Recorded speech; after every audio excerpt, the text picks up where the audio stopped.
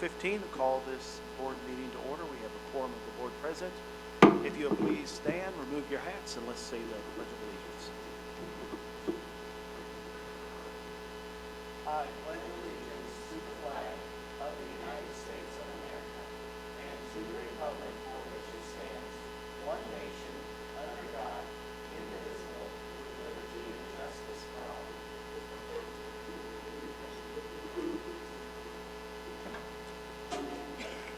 Okay, we have in times past, whenever part of the administration loses a family member, started the board meetings off with a moment of silence, so I would like to do that in honor tonight of our district superintendent's nephew who recently passed away.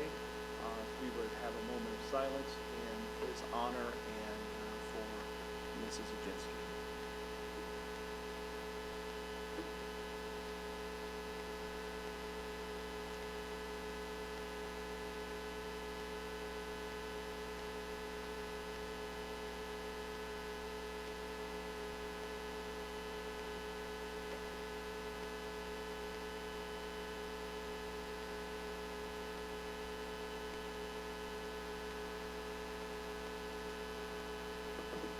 I'd like to say on behalf of the board our condolences to your family in this time of loss. We will have roll call. Here. Patrick Nelson. Here. Kristen Matt-Miller. Andy Mary. Angie Schreiber. Here. Biddy Schrader. Catherine Solon. Here. Andy Kite. Here. Item 2, citizens and delegation. Letter A, we will have recognition first. Mrs. Ojiski. Okay, the first person we would like to recognize is Mr. Austin Keppel. He received the 2023 Melvin Pointis Creative Sparks in Music Education Award on October 25th for his efforts with the Northwoods Marching Band that marched in the 23 Tournament of Roses Parade on January 2nd in Pasadena, California. This award is given out to a music educator recognized from the Wisconsin Music Education Association for imaginative, creative, and innovative teaching practices in music education. He worked extremely hard for 2 years in preparation for the parade. There were 53 Anago High School band students and a total of 400 band students in the Northwoods Marching Band. How amazing for Mr. Keppel, and he is not present, so we'll give a round of applause for him, and you will see that he gets his certificate of recognition. At this time, we would also like to recognize there was a group effort made for making the Skills USA Day a success at Anago High School.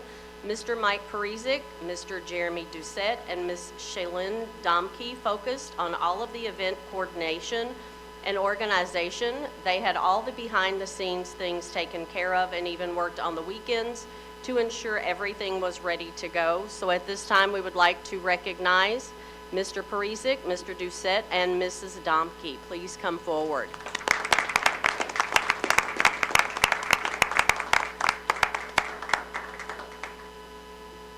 And I'll get your picture over here against the wall.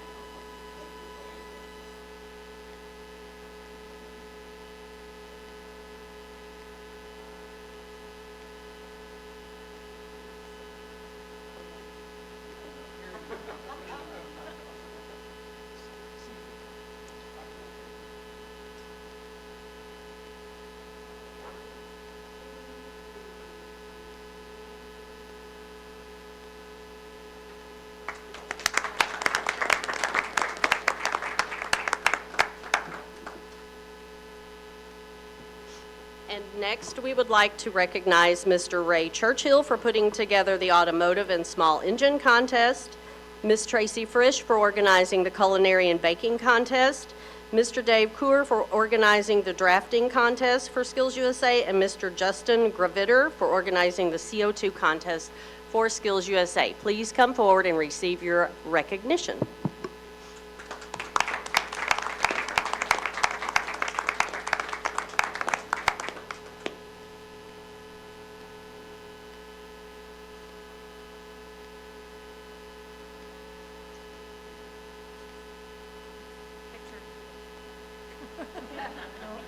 It's close. Where's your try?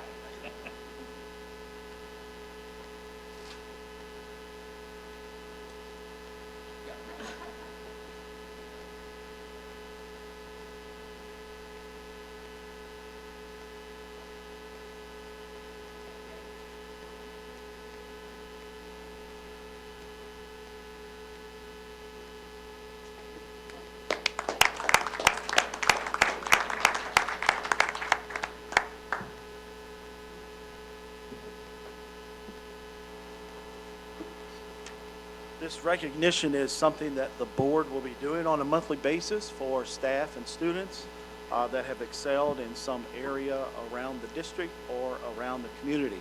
So be prepared to see this each and every month. Letter B, Skills USA. Mr. Parisic, if you want to come up.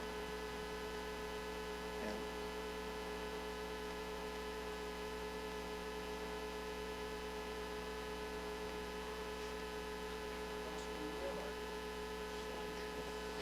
presentation.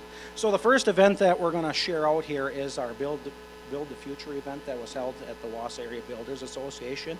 And I have two students that went on that trip that are going to talk about that experience and what that was about. There's a few pictures that are in the slideshow up on the screen. So I'll let them talk about that whole experience, and then we'll get into the Skills USA stuff.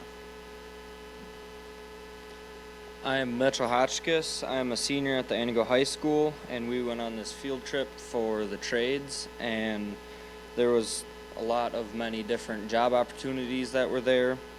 They let all the kids drive wheel loaders, excavators, install flooring, decking, siding, roofing, and that was only half of the jobs that were there. And I just want to thank Mr. Parisic, because we would not have been able to go if it wasn't for him. And he signed us up to go. He drove our bus there and back, and that's just one of the opportunities that Mr. Parisic has given me. And this was a great field trip because it opens up a different pathway for my career that I want to get into.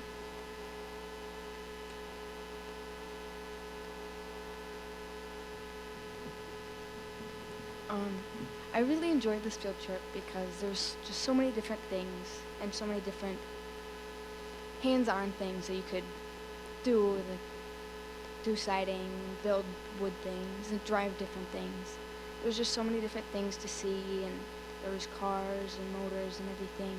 There's just such a variety of things you could do to expand your career and see what you want to go into. Could you tell us your name and grade, please? I'm sorry. That's okay. I'm Petru 4. I am grade 10.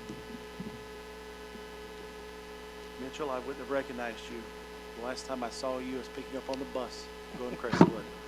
Wow. So that event was hosted by the Waus Area Builders Association, and it's something that they do every year. All the field trips that I've taken students on over the years, all the activities that we've done, this is probably the most engaging activity that I've been at in all the years I've been in education. Everything was hands-on, engaging the entire day, and that's what the kids really loved about the trip, so it was an awesome experience. Any questions on that event? All right. So I'll have you go back to slide 2 for me. No, you're good. All right, so Skills USA District 3 Regional Competition, that was an event that we held here on November 13th, and it was our professional development day, and we had the entire Antigo School District staff involved in judging and supporting the event in some way, shape, or form. We had over 200 students from area high schools across the state of Wisconsin, from Germantown to Florence, all over the place, 15 different schools, and we offered 29 different events. So according to the state, that is the biggest event in the state of Wisconsin for Skills USA, minus the state conference itself. So it was a pretty awesome event, and we had lots of good feedback, a lot of positive things about the event. And I'll let Jeremy and Shalyn talk a little bit more about the logistics of that, and you can go to that next slide.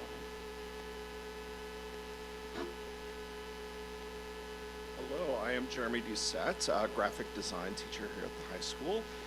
I think the biggest thing that I took away from this particular event is all the feedback that we received from our own staff, from the staff of other schools, and how complimentary they were of both the event itself and of our students, and of, in particular, the behavior of all of the students that were around the building, and how serious they were about their competitions and how they were representing our school and their schools. Hi, I'm Shalyn Donkey. I'm the agriculture teacher here at the Indigo High School. So just to kind of reference, yes, it was a great event. There was a lot of people here. Some of you popped in and seen, Jeremy and I were in our little command zone, and it went very well. I have to say Mr. Parizek and Mr. Doucette did a very nice job with all the logistics in the background.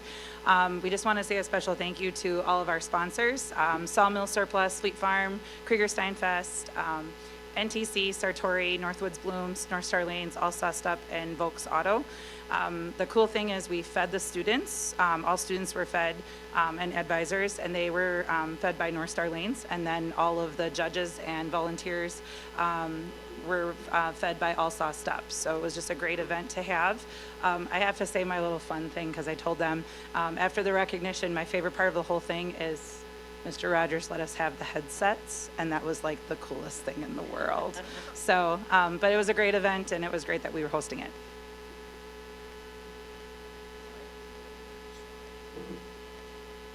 So, as you can see, we've been very busy in the CTE department.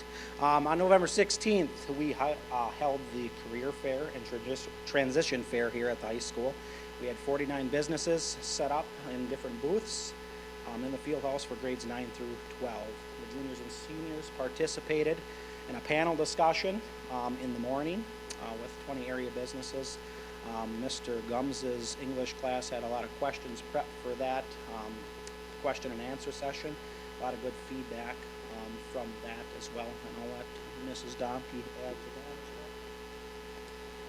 as well. A little bit about that. So that was Jeremy Doucette and I were doing a lot of the logistics. This is one of my favorite events that we host, just because we bring in a wide variety. And this year we invited over 150 businesses, not just from Langley County, but from all over northern and central Wisconsin. We did get feedback from some people that, is this the date that you're always having? Let us know, because that would work out for their schedule for next year. So having that conversation and putting that in. The cool thing about that is we also hosted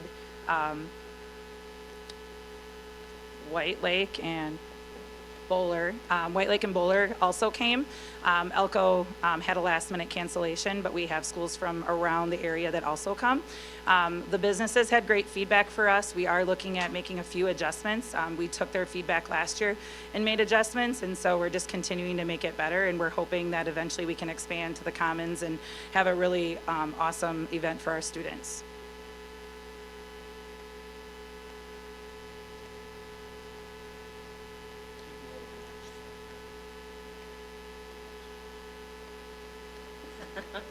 Okay. Yeah, we've been busy, as Jeremy and I have said when we first started before the first event, how we were going to pull off something in a month. They all are a month apart, so it's been quite the busy time for us. So we decided we're having the Where's Greenhouse grand reopening and rededication. Also, our CTE open house is going to be held on Thursday, December 14th from 4 to 8 p.m. Thank you, 4 to 8 p.m. My mind is going to the reopening. And then we're going to have a rededication ceremony for the greenhouse at 6 p.m. We're going to start in the Valm because we're anticipating a lot of a lot of attendance, and then we will go to the greenhouse and do ribbon cutting. So we're excited to share all of the new technology that we're going to have. And then we're also having all of our CTE areas. So all 10 CTE areas will be open for the public to come and visit. We've been doing a lot of advertising and trying to get information out to everyone in the community and beyond the community to bring in a large amount for this. One of the things that we're really focusing on is telling our story as a CTE department, what we can do, what we do with the community, what we've done historically in the past, as well as the types of things that we can offer the community in partnership with different businesses and individuals.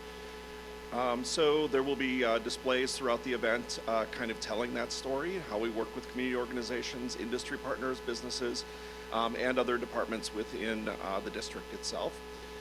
As well as testimonials from alumni, current students, community organizations that we work with. We're also bringing in a number of different industry partner booths so that they can both show off their business and how we work with them. There'll be some fundraising opportunities, food down in the commons, some custom takeaways that guests can make as they're walking around to each department. And as was already mentioned, there's a pretty aggressive marketing plan already in place right now. So you'll see all kinds of posters and table tents and ads and stuff popping up all over the place, as well as news stories that will be coming up in the next couple of weeks as well.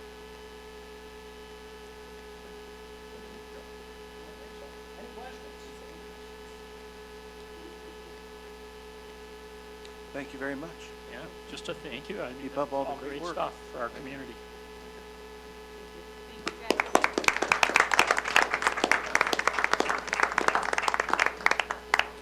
Okay, since Mr. Capel has come into the room, we will now go back to that item. So at this time, we would like to recognize Mr. Austin Keppel. He received the 23 Melvin Pontius Creative Sparks in Music Education Award on October 25th for his efforts with the Northwoods Marching Band that marched in the 23 Tournament of Roses Parade on January 2nd in Pasadena, California. This award is given out to a music educator recognized from the Wisconsin Music Education Association for imaginative, creative, and innovative teaching practices in music education. He worked extremely hard for 2 years in preparation for the parade. There were 53 Antigo High School band students and a total of 400 band students in the Northwoods Marching Band. At this time, we would like to recognize Mr. Austin Keppel for his achievements, and we would like to get a photo, and then if you have some additional information you would like to share with us about the progression of the band program since COVID, that would be great. Yeah, for sure. Get your picture, please. Yeah, for sure.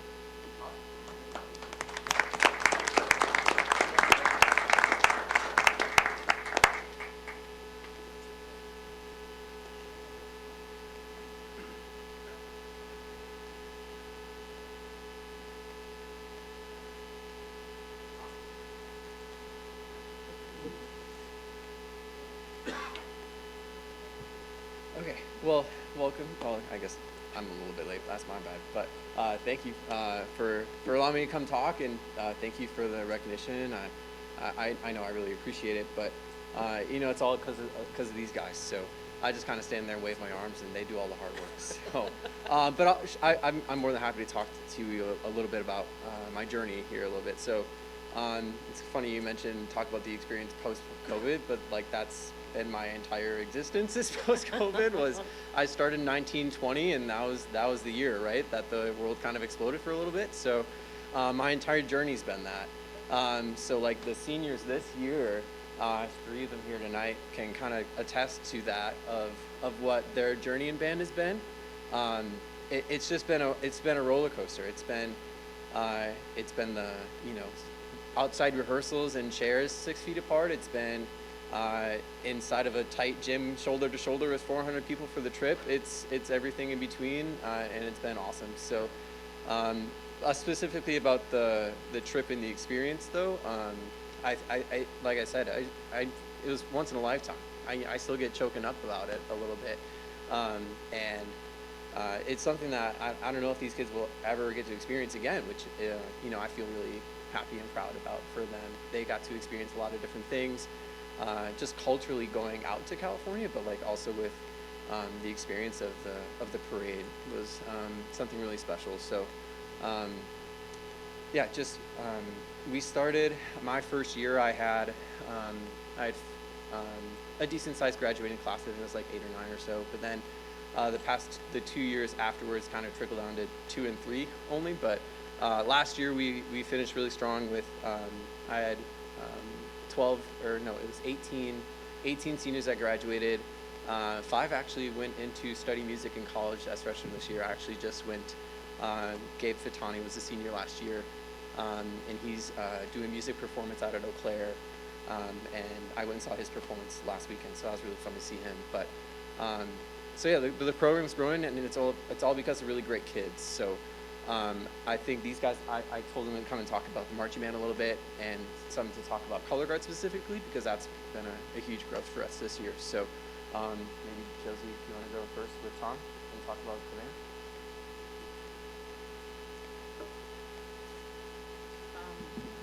So our music this year was pretty challenging, but I think we all stepped up to the challenge and all grew from it.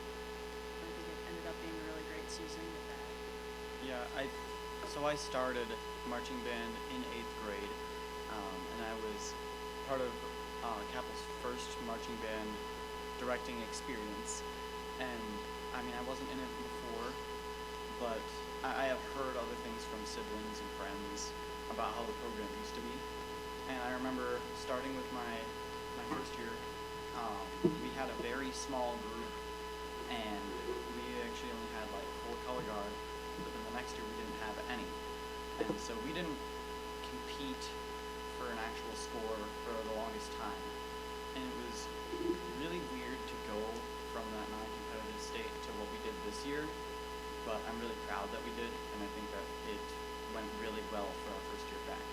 And overall, the marching band experience is a lot smoother, and I have a lot less questions. It feels like we move a lot faster through everything, because I remember it felt like we would never stop. Felt like we would never stop rehearsing just a couple parts in our first show, but then this year everything seemed really nice and continuous. So I think that in general, everything is very steadily and very nicely improving.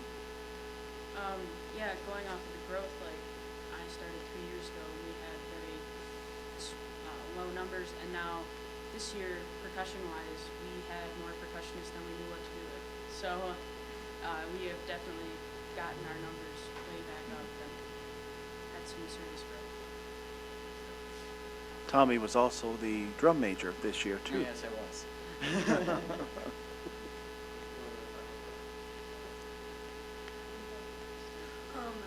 I've been wanting to do color guard since I started marching band. My brother Michael, he was in color guard for a year.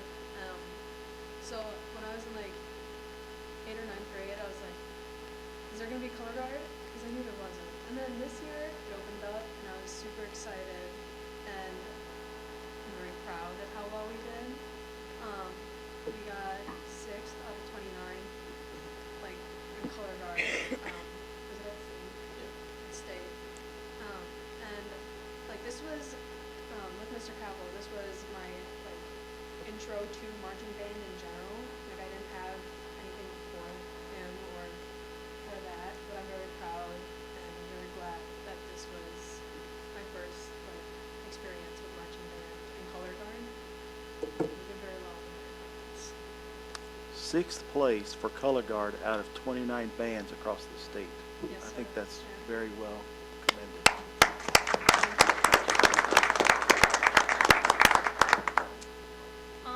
So this is my first and only year of doing marching band since I'm a senior, and I'm just really happy that we had color guard as an option, because in the summer I didn't really know what to expect with it, and Capel really led us through as our color guard director, because we didn't really have one until the end of the season. So I think a lot of our accomplishments are thanks to him, because he would go from color guard to drum line to the pit to the entire band, put us on the field and try and make us march together. And dealing with us, almost 50 of us, all at once on one field, is pretty impressive. So I think it's mostly thanks to him. Yeah, I'll just kind of wrap it up here a little bit. So Matt kind of mentioned it about the 6th place. So we get put into a class. So we are a AA school in WSMA standards. So that 6th place wasn't out of the AA schools. That was across all the quad A schools, all the AAA schools. So we were scoring well against bigger schools with bigger numbers and more stuff. So again, it just goes to the work that they're doing, and I'm actually really proud of them too, because we opened up we do the Christmas parade in the week. So I opened it up to non-band members to join Color Guard. I did not expect it to be this way, but we have 26 Color Guard members for the Christmas parade. I expected like 12. So the 7 of them that kind of spearheaded the whole experience kind of bloomed into something really awesome. So I'm really excited about that. Yeah, so. Mr. Keppel, isn't it true when you go to this state that in past years, because you didn't have a color guard, you got no score basically in ranking, but now this year, because we had some people who came out to do the color guard, we actually got points and were placed. Yeah, so that was the biggest thing. Matt was kind of the one that kind of speared me to it. Was he's been begging for it.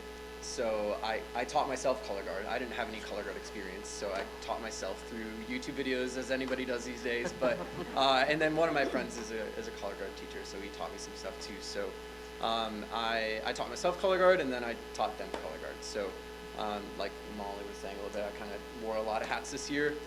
But yeah, that's true. So the previous 2 years, I just didn't have a coach, so I didn't have a color guard, and then we finally had enough momentum towards a competitive state where I needed to do it, so then it just kind of happened. So yeah, we're really excited about that this year, so for sure. Anything else?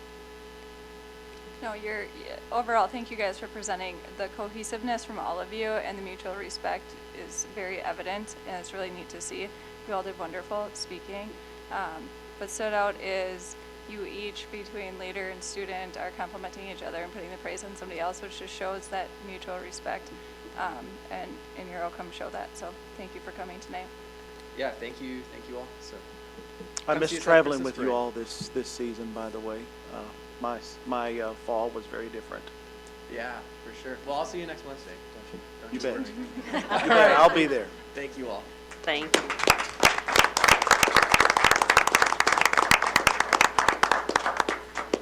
Okay, letter C, student representatives report, and we have Miss Lucy, who's going to fly solo tonight.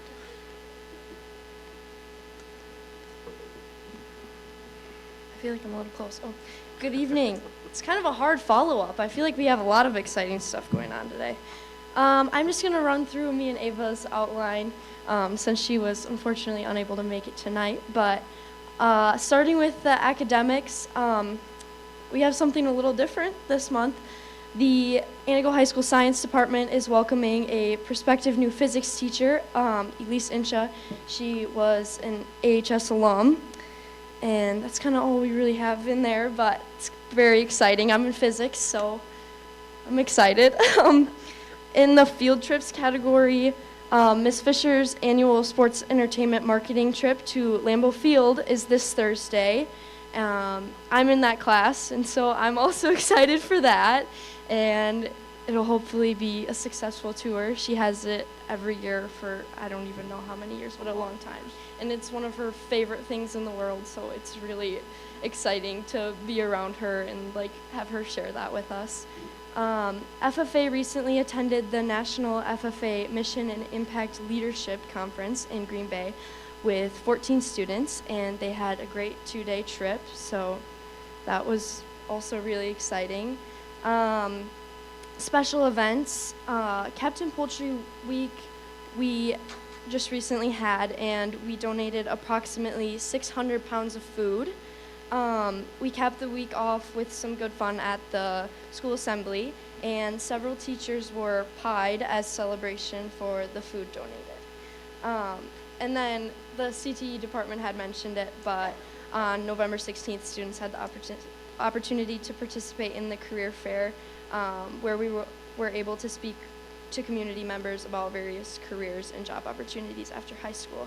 And from a student perspective, it's really interesting, honestly, to see the different opportunities that are like around our community, because a lot of kids don't realize that until there's people there talking to you about what you could do here after high school, and it's really cool. Looking ahead, hunting season, of course. We're waiting to announce the winner of the AHS Big Buck Contest. Students and staff have until 3 o'clock tomorrow to get their pictures in to win. I'm not a hunter, but I don't know if any of you are. You could win if you wanted. Sports and clubs. Winter sports are in full swing, including boys hockey, girls and boys basketball, wrestling, gymnastics, and boys swim. They love to have community members at their events, so if you want to stay tuned, there's lots of home games for different things every week. I think I was looking at it, and I'm pretty sure there's some kind of home game or event like every week of the next 4 months for winter sports, so that's cool. And then this Friday is the boys and girls rivalry doubleheader games away at Rhinelander, with the girls varsity playing at 6 p.m. and the boys varsity following at 8 p.m. So that's a really big, exciting event for students, and hopefully some community members can travel to Rhinelander to see that. Any questions? Okay. Thank you, Lucy. You did a great job. Thank you.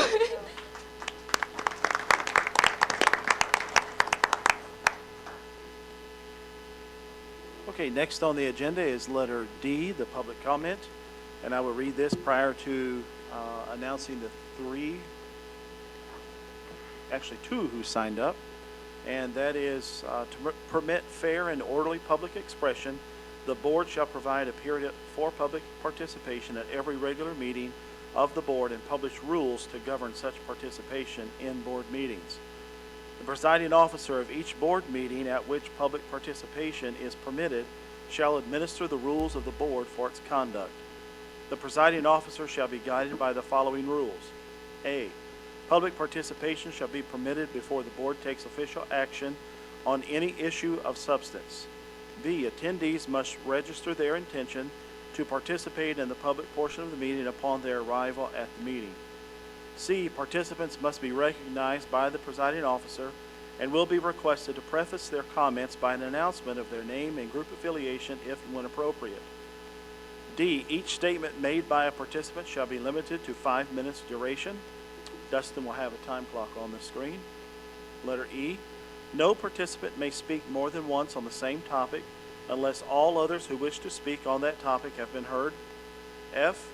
Participants shall direct all comments to the board and not to staff or other participants. G. All statements shall be directed to the presiding officer. No person may address or question board members individually. H. The presiding officer may interrupt, warn, or terminate a participant's statement when the statement is too lengthy, personally directed, abusive, obscene, or irrelevant. B. Request any individual to leave the meeting when that person does not observe reasonable decorum. C. Request the assistance of law enforcement officers in the removal of a disorderly person when that person's conduct interferes with the orderly progress of the meeting. D. Call for a recess or an adjournment to another time when the lack of public decorum so interferes with the orderly conduct of the meeting as to warrant such action. And J. The portion of the meeting during which the participation of the public is invited shall be limited to 60 minutes unless extended by a vote of the board. Those are the rules that will govern our public comment section. And first of all, we have Glenn Siegman.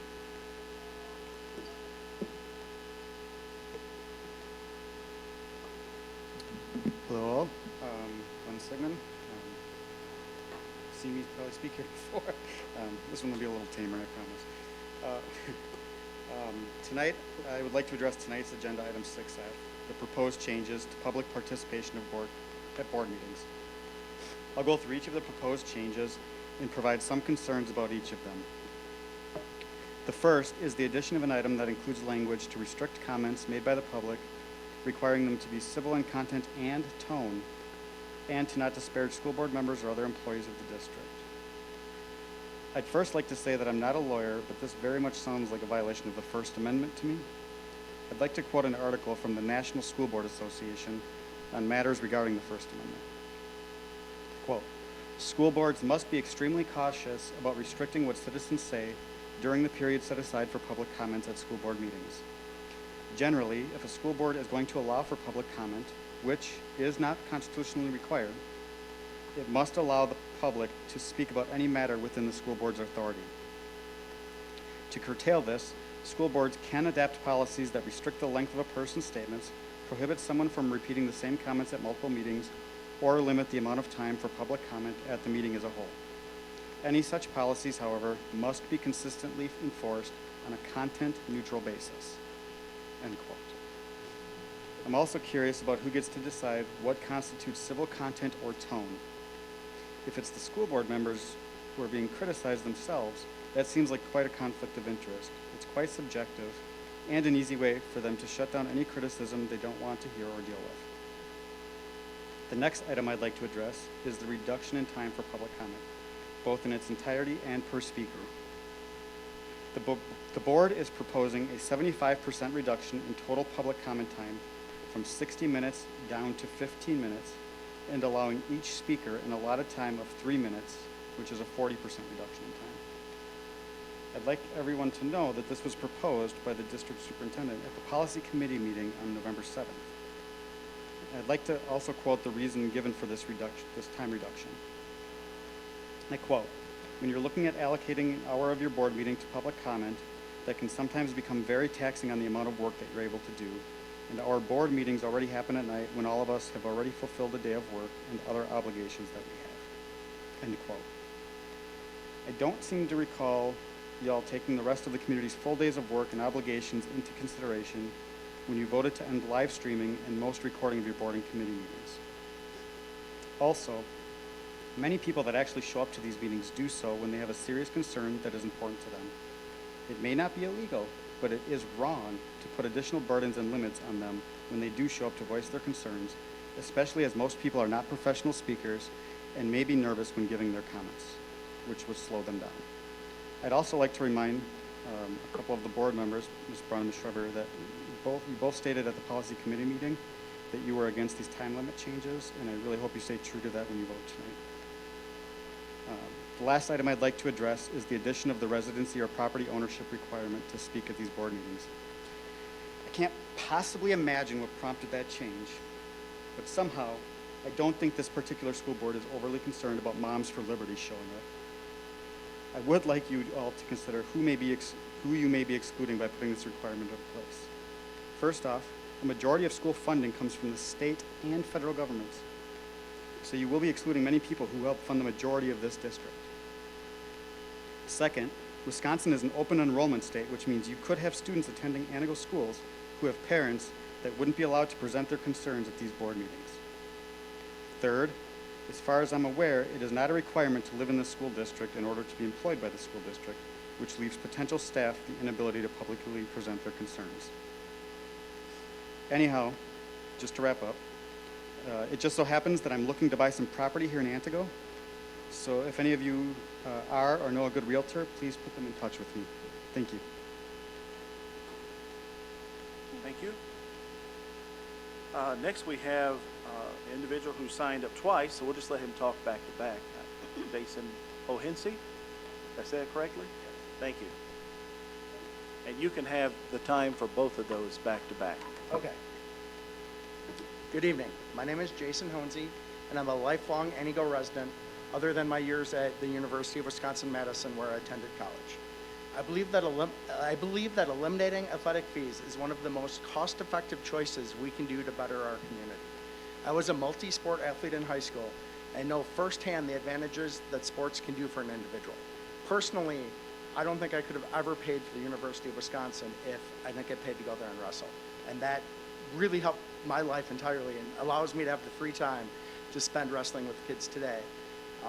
Recently, Aspirus Langlade Hospital and the Langlade County Health Department released their Community Health Needs Assessment, and they had 3 top health priorities for Langlade County. The first one was substance abuse and mental health. The second one was chronic disease prevention and management. And the third one was access and affordability of healthcare services. I feel that reducing barriers and promoting participation in sports can help those first 2 points. In regards to substance abuse and mental health, the National Institutes of Health states, exercise improves mental health by reducing anxiety, depression, and negative mood, and by improving self-esteem and cognitive function. Exercise has also been found to alleviate symptoms such as low self-esteem and social withdrawal. For those athletes at the high school level, they also need to stay away from things like vaping, tobacco, alcohol, and other drugs to stay eligible to compete in their sports. On the point of chronic disease prevention and management, the Center for Disease Control states, regular physical activity helps improve your overall health, fitness, and quality of life. It also helps reduce your risk of chronic conditions like obesity, type 2 diabetes, heart disease, many types of cancer, depression and anxiety, and dementia. I could speak for hours on the benefits of sports for high school students, but I only have 5 minutes up here. So let's look at what eliminating the athletic fee would do from a budget perspective. Per information from Kelly Fossbender, the Director of Business Services, the total amount of athletic fees for the 22-23 school year was $18,489. That breakdown was $18,105 for athletic fees, $224 for physical education locks, and $160 for user fees. That is but a drop in the bucket of the actual budget. Based on information in the 22-23 budget book, revenue for 21-22 was over $29.1 million. The estimate for 22-23 was $30.3 million. The audited financials for the 21-22 year had the revenue at $33.9 million. So again, $18,000 is a very, very small portion of that overall budget. The 22-23 budget book also mentions 3 priorities for the upcoming school year. Focus on our continuous improvement goals regarding student achievement and school conditions, address the social and emotional needs of our students, and continue implementing our curricular review cycle. Again, I feel like eliminating sports fees could help those first 2 points. As someone who helps out with the high school sports team, I see firsthand the effect coaches have in motivating students to finish their homework, get those Fs up, and stay eligible for sports. Wrestling alone, we have a handful of kids that, if it wasn't for wrestling, would not be passing their classes, and unless they went to Wings, would not be graduating high school. And I'm sure every sport is like that. Finishing their homework, it leads to better grades, higher test scores, more understanding of the topics, and I also see the firsthand positive social and emotional benefits of sports. Multiple studies have found that higher physical activity levels are associated with greater academic achievement among students. A study by Fox, Anderson, Newmark, and Wall compared GPAs among 4,746 middle school and high school students.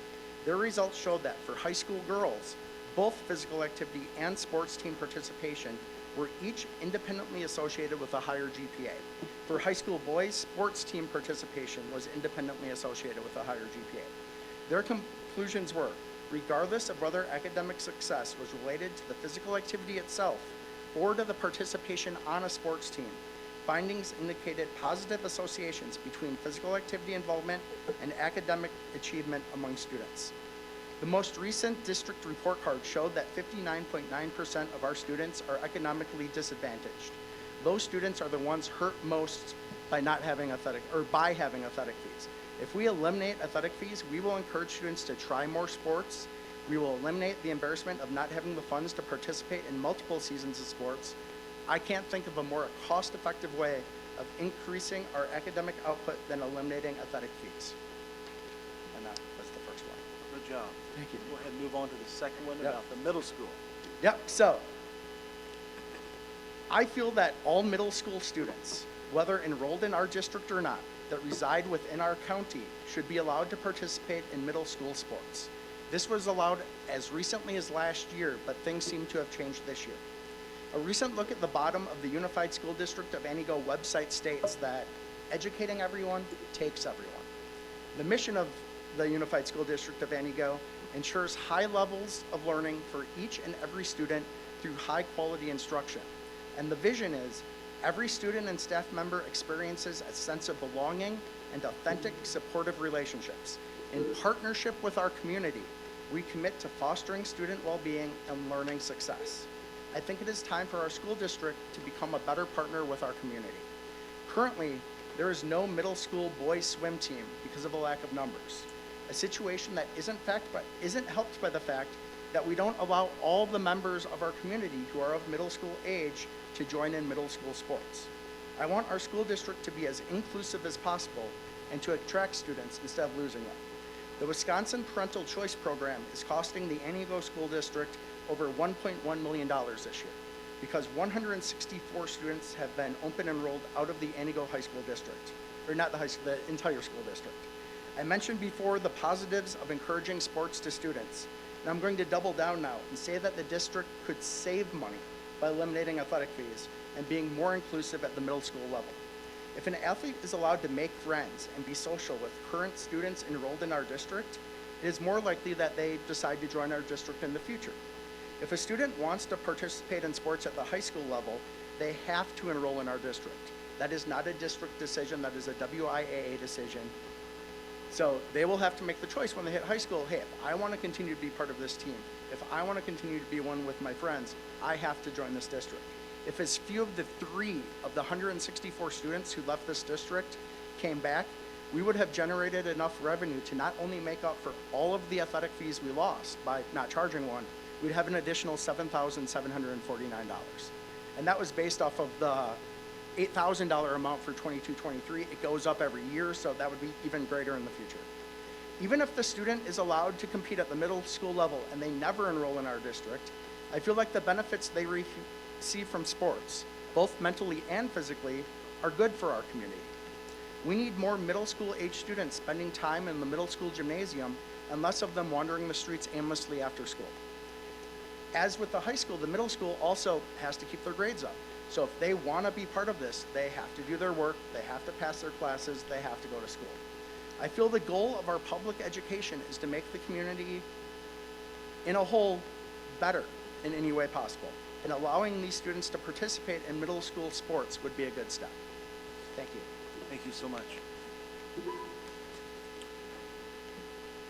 Item number 3, consent agenda, approval of agenda, minutes, and financial reports, request for overnight travel, report of district retirements and resignations, and report of district new hires. I will be looking for a motion, please. I move the board approve the agenda minutes from the October 16, 2023 Board of Education meeting, November committee meeting minutes, special Board of Education minutes dated 10/26/23 and 11/9/23, district retirement and resignation report, Board of District new hires, request for overnight travel, financial reports for October 2023, consideration of current bills, checks number 735937463 in the amount of $252,921.84. ACHs to numbers 232400303 through 232400466 in the amount of $938,632.50. And wire transfers in the amount of $39,276.73 for a total of $1,230,831.07. Motion's been made by Jill. Would you like to speak to your motion? I would like to share my appreciation for the retirements of our district. Thank you for your service to our district for a large number of years. Okay. Any other questions or discussion on the motion before you on the floor? I have a question regarding the minutes for the special board of education meeting. Move your mic just a little bit closer. I have a question regarding the special board of education meeting minutes. Okay. Go ahead with your question. So on where it says action as a result of closed session, motion by Andy to approve superintendent performance evaluation. The following voted yes. I'm sorry, I was thinking of something else. My bad. Okay, I can get that. okay. Sorry. We will strike that question from the record. Any other questions or comments? Yes, ma'am. You want to speak to them, that mic there? You want to bring your mic closer to you, Bobby, please? The minutes from November 7th, Policy Committee. Yes, ma'am. Public comment says no public comment, and I believe that there were public comments regarding the animal on district property. Okay. So those need to be added, and then I would also like to see the location of the Policy Committee, Building and Grounds. All committee meetings should have the location noted in the official minutes. So noted. So the policy committee meeting will be amended to include that there was public comment, and that's what I was looking back in the book here for, to show that there was public comment, and then also will be noted of where the meetings, the all committee meetings take place, the location. Right, time and location. Sorry about the public comment. I don't know how I missed that one. Thank you for catching that, Bobby.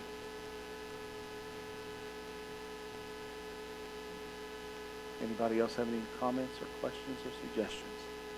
Hearing none, you have your voting devices. Make sure your name is on the back. The vote is now open to vote in favor of or against the motion that is on the floor that Jill made. You can vote.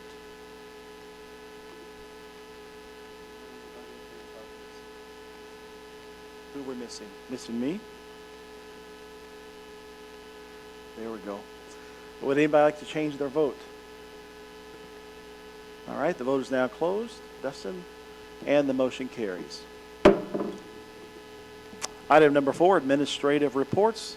Director of Business Office and Mrs. Oginski will be giving these reports. So these reports are prepared and attached from each of the committee meetings. So the first one is from the Director of the Business Office, Mrs. Fossbender. She is present if anyone has questions. The second one is from the Director of Human Resources, Mrs. Verhagen. She is present if anyone has questions about her report.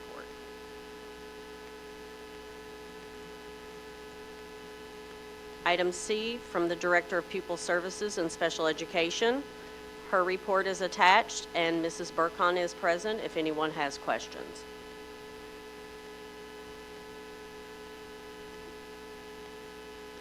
Item D is from the Director of Curriculum and Instruction, and there are 2 items attached. One is a follow-up from the high school field trip that is placed on here just for information as a follow-up from a music trip that Mr. Oxley had proposed. So feel free to review that, and if you have questions, let us know. The other is the state report card presentation from November. This was not presented at the committee because the state report card was still under embargo, which means it could not be released to the public.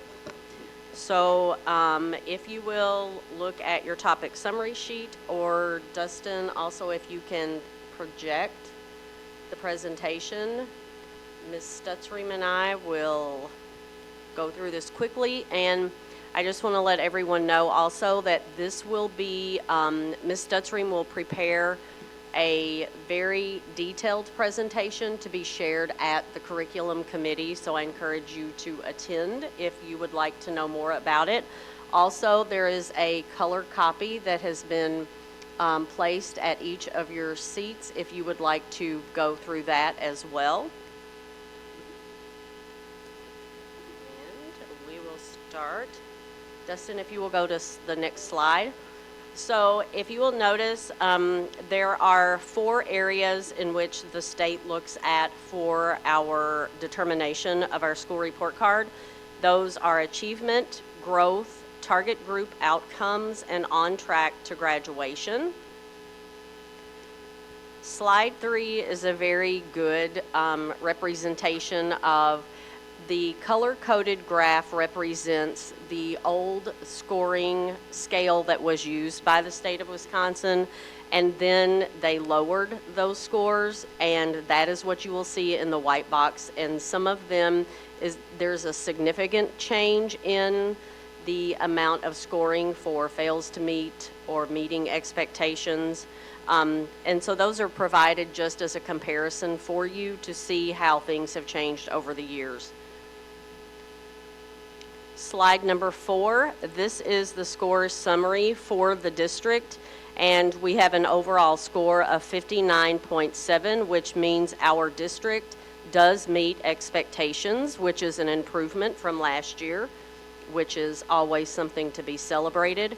If you look at the pie chart over there, it shows you the exact amount of weighting that is used to come up with that score. And you will notice that growth is the largest percentage for the Antigo schools, and typically that's based on the amount of poverty that your school district has. So if you have a higher level of poverty, more of your weighting comes from growth, not so much from achievement. Not that achievement isn't important, it's very critical, but it's more the looking at growth. And then at the bottom you will see the target group outcomes and on track to graduation are equally weighted in the overall score. And if you look at slide 5, this shows you the priority area scores. And achievement, we got a 44.4, and that comes from English language arts and mathematics. The target group outcomes is a combination of achievement, growth, chronic absenteeism, and our graduation rate.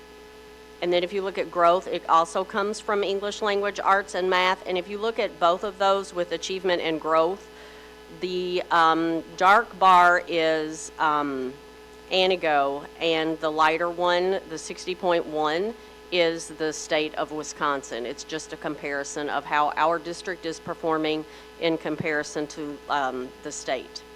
And then on track to graduation is still the same. It's on the chronic absenteeism, the graduation rate, and if you look at this, you will see English language arts in 3rd grade counts twice.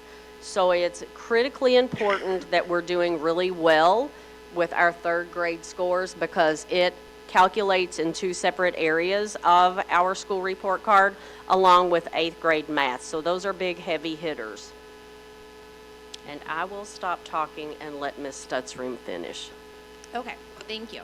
So we're going to go over each one of those priority standards to make sure that everyone understands. Sometimes when we look at that overall score, if you're not like heavily into reading report cards, as many of us are not, it is, some people think it's just our scores from last year and you just get a score and that's what it is. But really there's a lot of different components that go into it. So one thing for this year, if we're going to start with achievement, the priority area of achievement uses up to 3 years of data with more weight given to the most recent year. So when you're looking at that, it's not just last year's data, it's 3 years worth of data. For the first time since 1819 report cards, this data comes from 3 consecutive years. So this isn't new on how it's weighted and configured, but it is worth noting that the last 2 report cards that Antigo has had gaps in the 3 consecutive years due to the assessment not being given due to COVID during the 1920 school year.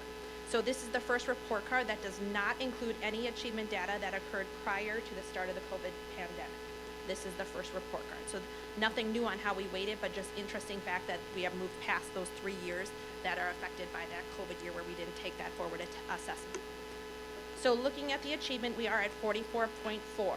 So when you look at that score, you're wondering how you get that. It's the last 3 years of test data, like I said, and they also use points-based proficiency. So if we go to the next slide, what you'll see here is kind of an overview of what that means. So it's not just how many students passed or didn't pass the forward assessment. What you're looking at is the 4 different parts of that assessment. So a student can take the assessment in ELA, math, science, social studies in different school years and get a below basic, which is the orange up there, basic, which is the yellow, proficient, which is the purple, and advanced, which is the blue. So when you're trying to figure the points-based proficiency rate, you're taking how many students, and each one is allocated a different point system.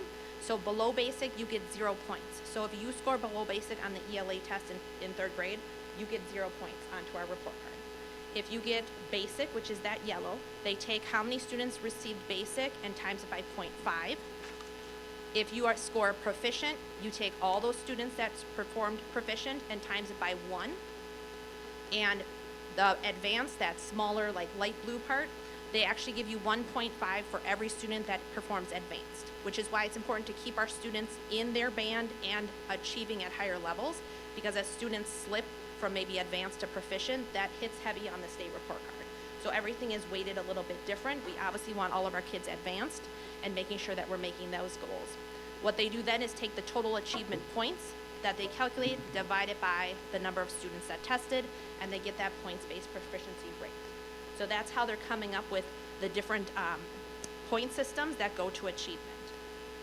So if we go on, you're going to see the data for this school year: English arts, language arts on the left, math on the right. It's calculated by different economic groups, by different race, by all different students with disabilities, students without disabilities, all different groups that we look at students. You'll see some have no graph next to them or a bar. That's because we have fewer than 20 students in that category, so we didn't get any score for that. But as you look, you can see that our points change is going up, which is great, but there is still a lot of need and a lot of growth that we can make. Obviously, our students with disabilities in both ELA and math are at the lower end. That's a concern. Also, our students who are identified as English learners is another concern. So this is just great trend data that can help us as we make like district decisions, school decisions, and teacher decisions for the instruction of our students. This is the graph form for our district here in Anago for the past 3 years. So what we want to see is we want to see that orange, that below basic, getting smaller. We want to see that light blue getting bigger. We want to see the purple obviously getting bigger, and that yellow, that basic score, which means we're not proficient yet, we just hit basic skills, shrinking and pushing them into the proficient. So as you can see in ELA, we are moving in the right direction. We still have a lot of growth needing to do, but we have made some growth there, and along with math. We're making bigger gains in the proficient and the advanced, which is a thing to celebrate.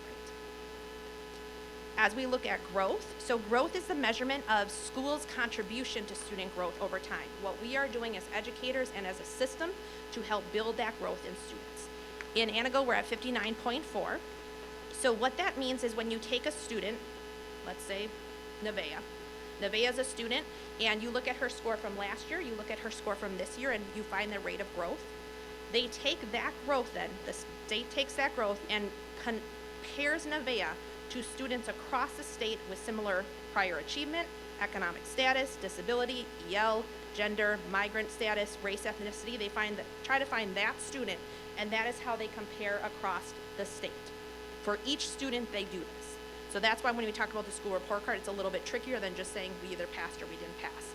As you look at that, you get a score range between 0 and 6, 3 being the score of average growth. So when we go to the next slide, you're going to and the next one, you're going to see that ELA is on the left, math is on the right. What this means is math, you can see all those in dark blue, we are over the average, 3.0 growth, which is state average.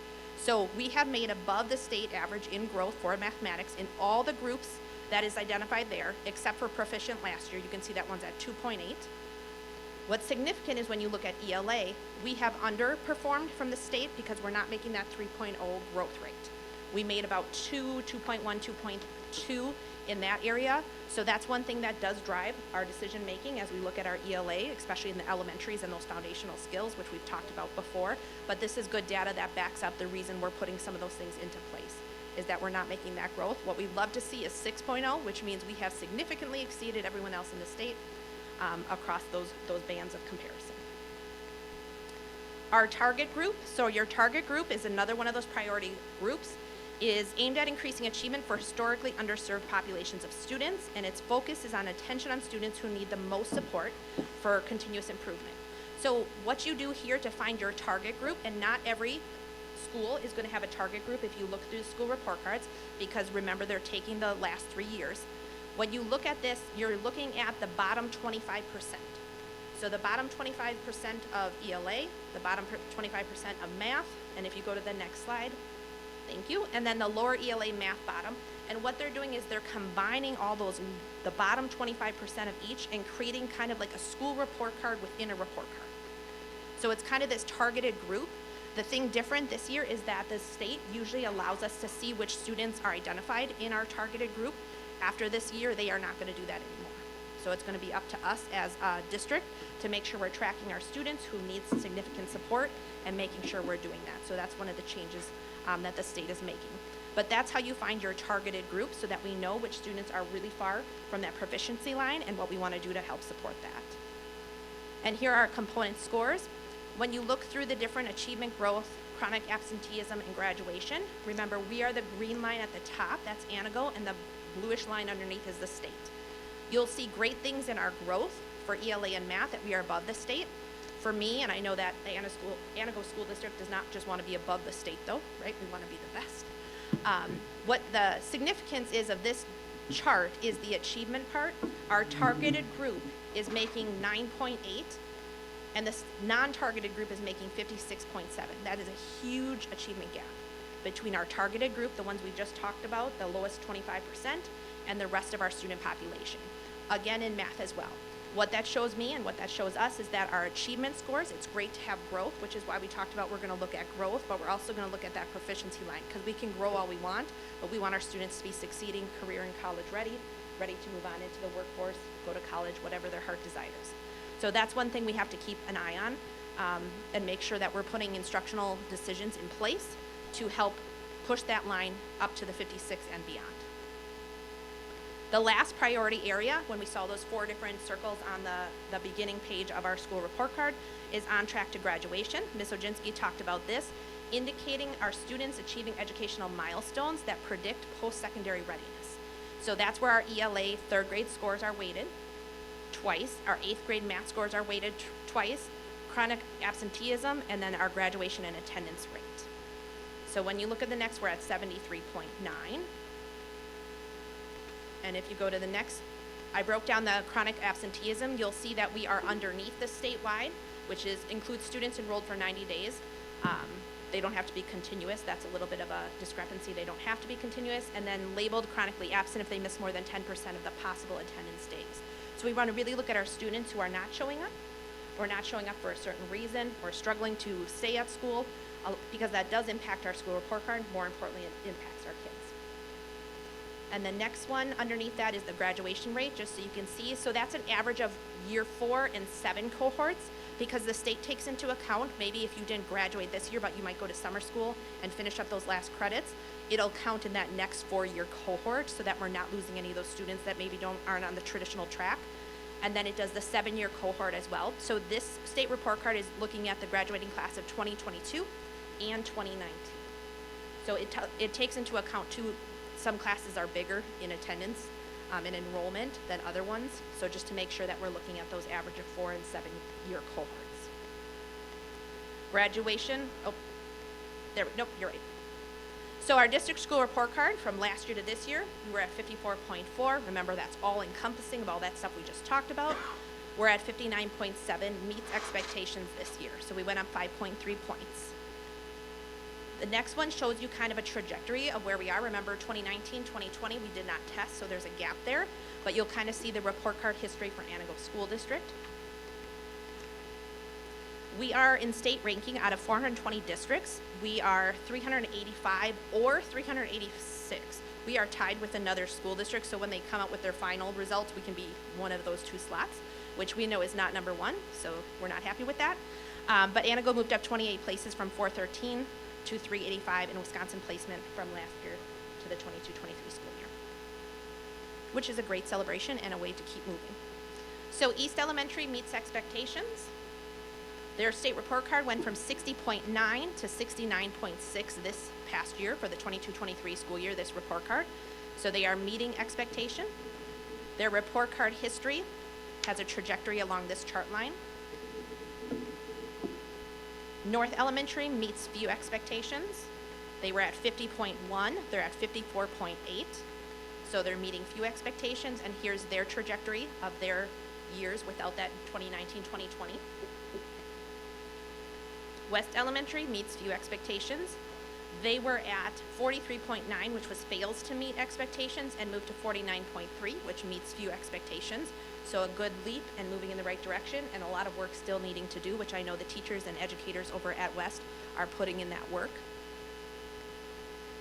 And there's kind of the trajectory of their test report card history. Antigo Middle School meets expectations. They went from 68.5 to 67.9. They were our only school to dip down a little, but they still meets expectations. One of those reasons, as we look at trend lines, and we've talked about this, is preparing our students with those foundational skills as they move into middle school so that they can then attend to that middle school work. So this is not to say that our middle school staff are not putting in the hard work and doing an exceptional job. We have to prepare them and make our students ready to receive that great education. Here's their graph. Antigo High School meets few expectations. So they were also at 44.9 the previous year, and that's fails to meet. And they're at 53.9, which is a good jump of 9 points, and meets few expectations. So there's always that celebration and the word and. Like, we can celebrate and we've made great growth, and now what are we going to do with that to push us further? Here's the report card history for the high school. Here's the report card score this year's report card score based upon, in comparison to all the districts kind of in our area, in CISA, in the surrounding area, just so that we can have an idea of where we fall in Antigo and where we're going to move to in the future years. I linked on the last page the technical report. If you're like really interested on like Friday night looking at all the calculations on how to mathematically figure out every component of the school report card, feel free. It's on there. And then also a link to get to all the report cards if you want to look at all the other school report cards and around the whole state. Everything is public now and not embargoed, so you can go on there and check out any state report card that you would like. Are there any questions?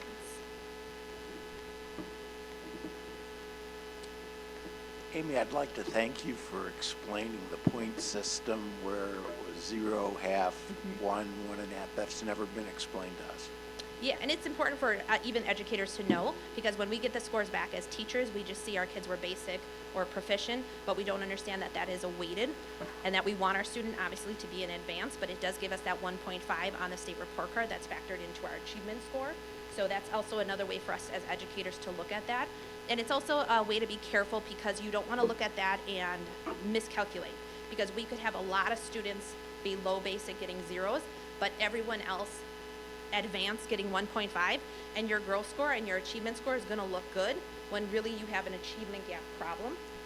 So it's just important to know what that looks like, and so as you dive deeper into the data, that you're not making misconceptions about the data, because we have to know where all of our students land.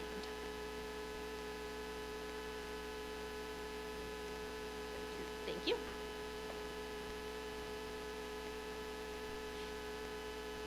Okay, and next we have the Director of Buildings and Grounds report is attached, and Mr. Leiterman is present if anyone has questions over his report. And then next we have the Superintendent Report. I am not going to read every single item on there. There was a couple of things I want to touch base on, new things, as well as to give an update on the extensive records request that we have. Our board attorney is working through that still. He is sifting through the emails that he gathered from the district and redacting information that is confidential that can't be shared. And he just said that the process takes a lengthy amount of time, and once it's completed, he will then look to continue gathering the remaining information. Another thing is the new attendance plan that we have been working on at the high school. The directors and I worked at central office trying to devise a strategy, some planning on how we can help support the high school with some students who have problems with staying in class. They were missing class a lot or causing problems within the building. And you can see there's a contract linked. We then met with the building administrators at the high school. We met with parents, shared what was going to be taking place with the students.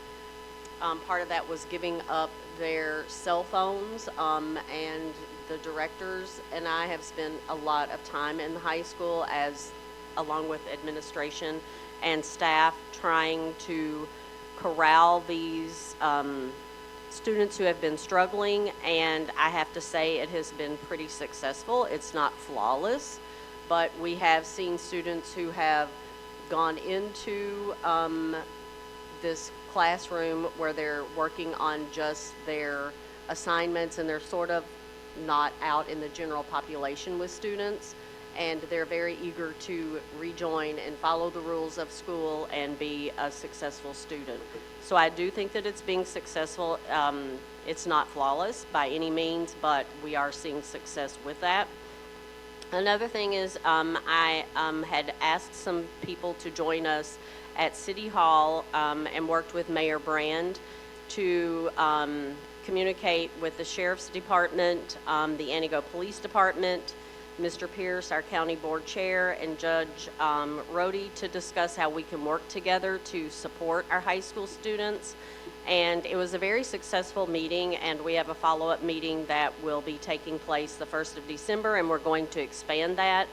Danny Pyatt also attended that meeting with me, and we did some brainstorming.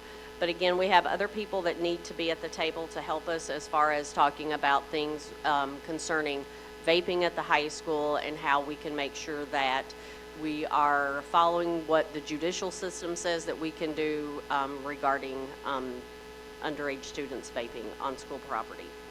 And then one of the days that I was at the high school, it just so happened I was helping to supervise the hallways, and a group of students caught me and wanted to talk about having a committee to discuss bringing back some traditions for high school graduation, things that seniors typically did that maybe they're not doing anymore. So Mr. Rogers and I, along with this group of students, their advisor, Ms. Wisbrocker, and some parents are going to meet and have these conversations and arrive at some decisions, and we'll be sure and share those out with you as soon as those things are determined. The next big thing is a focus group. We had our first focus group meeting that I was very concerned we weren't going to have anyone to show up, and it just so happened we had 4 staff members that showed up, and they were very pleased that we didn't have a large crowd because they didn't want to be recorded. They didn't want to have to talk in front of a large group of people. Our board members, Andy Mary, Dr. Bardo, and Angie Schreiber were all present. And I felt like we really gathered some important information from staff on things that we can do, that we can work toward as a district to provide better opportunities for our staff in order to help retain teachers, which is very important. And below that is a list of dates that we will hold additional focus groups. The next one will be on December 6th. It will be at the Senior Center because this is not limited to only staff but to the community as well. And I believe that date we have Catherine Solon, Bobby Braun, and Danny Pyatt will be joining me for that one. And then lastly, we will be doing, Danny and I will start doing a board recap in December. After the board meeting, we will join them at the Breakfast Club and do a recap of all the things that happened at the board meeting, and we'll just go over the agenda and the decisions or votes that were made to keep the community better informed with what's happening at our board meetings. Questions?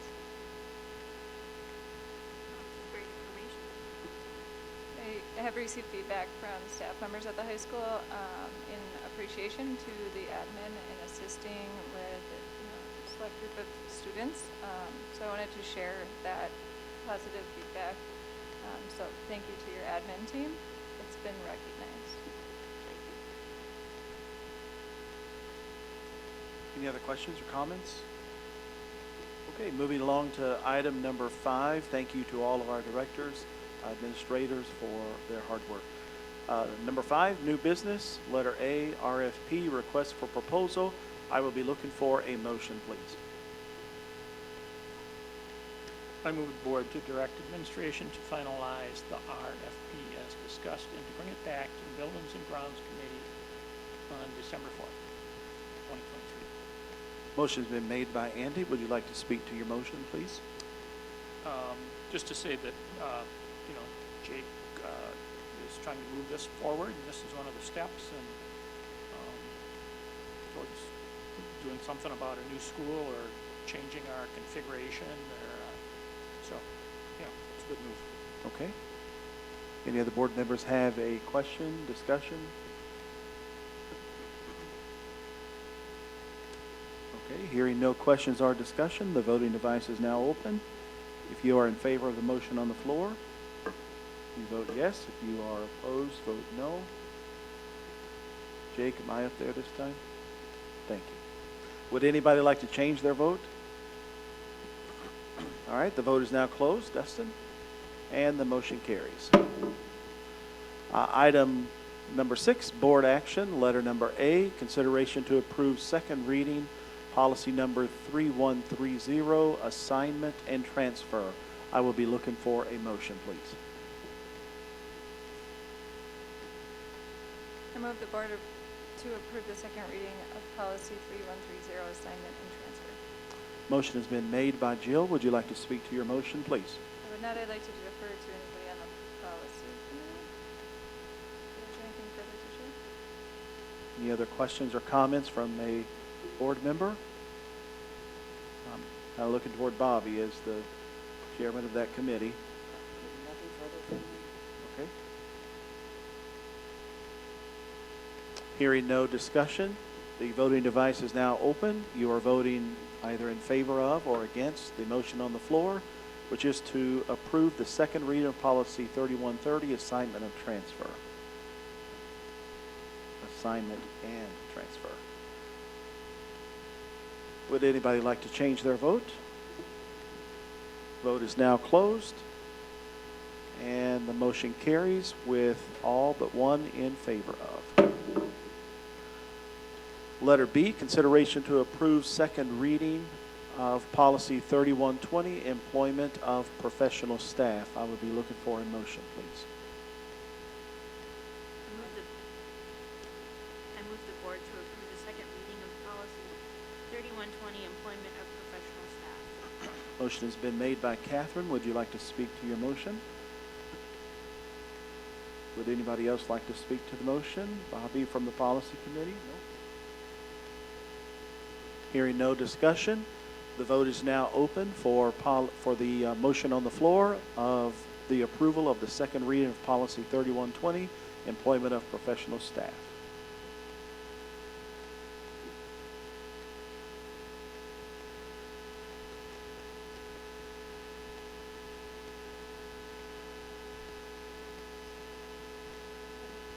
Would anybody like to change their vote? All right, the vote is now closed. Dustin? And the motion carries with all in favor except one. Item C, consideration to approve first reading of NEOLA update policies for the board, 32-2. I would be looking for a motion. I move the board approve the first reading of NEOLA update policies for the board, 32-2. Motion has been made by Bobby. Would you like to speak to your motion? Just to add that this was quite an extensive review of policies, and several of us were involved with that. If anybody wants to comment specifically. Anybody at the policy committee like to share what you uncovered? It was, it's huge. It's a big policy change. All right, hearing no discussion, the vote is now open to approve the first reading of NEOLA update policies for the board, 32-2. You may now vote.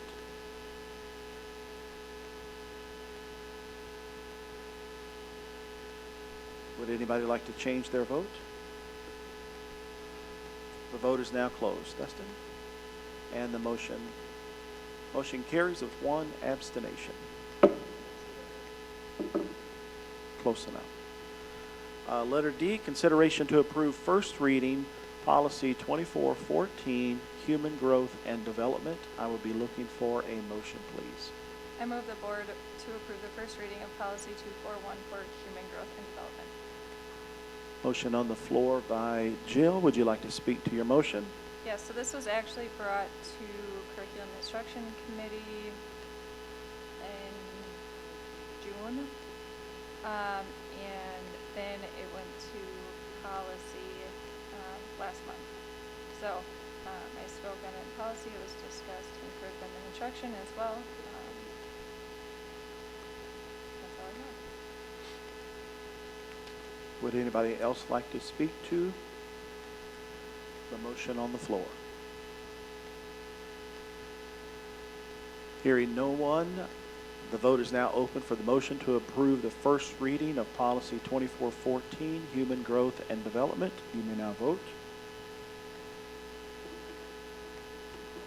Would anybody like to change their vote? The vote is now closed. Yes. And the motion carries. The first reading. Consideration to approve letter E, first reading policy 8390, animals on district property. I will be looking for a motion, please.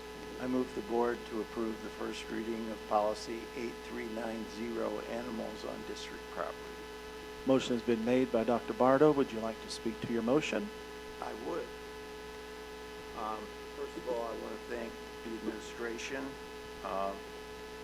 for looking into this policy, because basically what the district was facing was a liability issue, and the changes that are being proposed are to help us have the same policy within the entire district.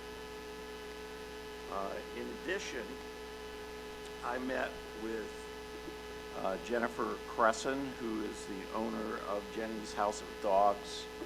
She's an award-winning trainer, and I believe she is the one who has gone into North Elementary over the years. In discussing with her, one of the interesting things that she said to me was that in the code of conduct for the group that gave her training, she cannot work and have therapy dog on her premises. According to the code of conduct, it's community service. Therefore, she would take off work when she came to North, for example. So in the organization that she is with, you cannot have a therapy dog at your place of work where someone else is paying you. Therefore, I'm going to request that Ms. Oginski contact the person that's the guidance counselor who has the therapy dog, find out the name of the trainer who trained her, the city that it was done in, the name of the organization associated with her therapy, and to check out the code of conduct of said institutional work, to find out if it has the same code of conduct as Mrs. Cresson's organization has. Because if it is supposed to be community service and not being paid by the school district at the same time the therapy dog is here, it's another issue that needs to be addressed. Ms. Oginski, did you get those requests?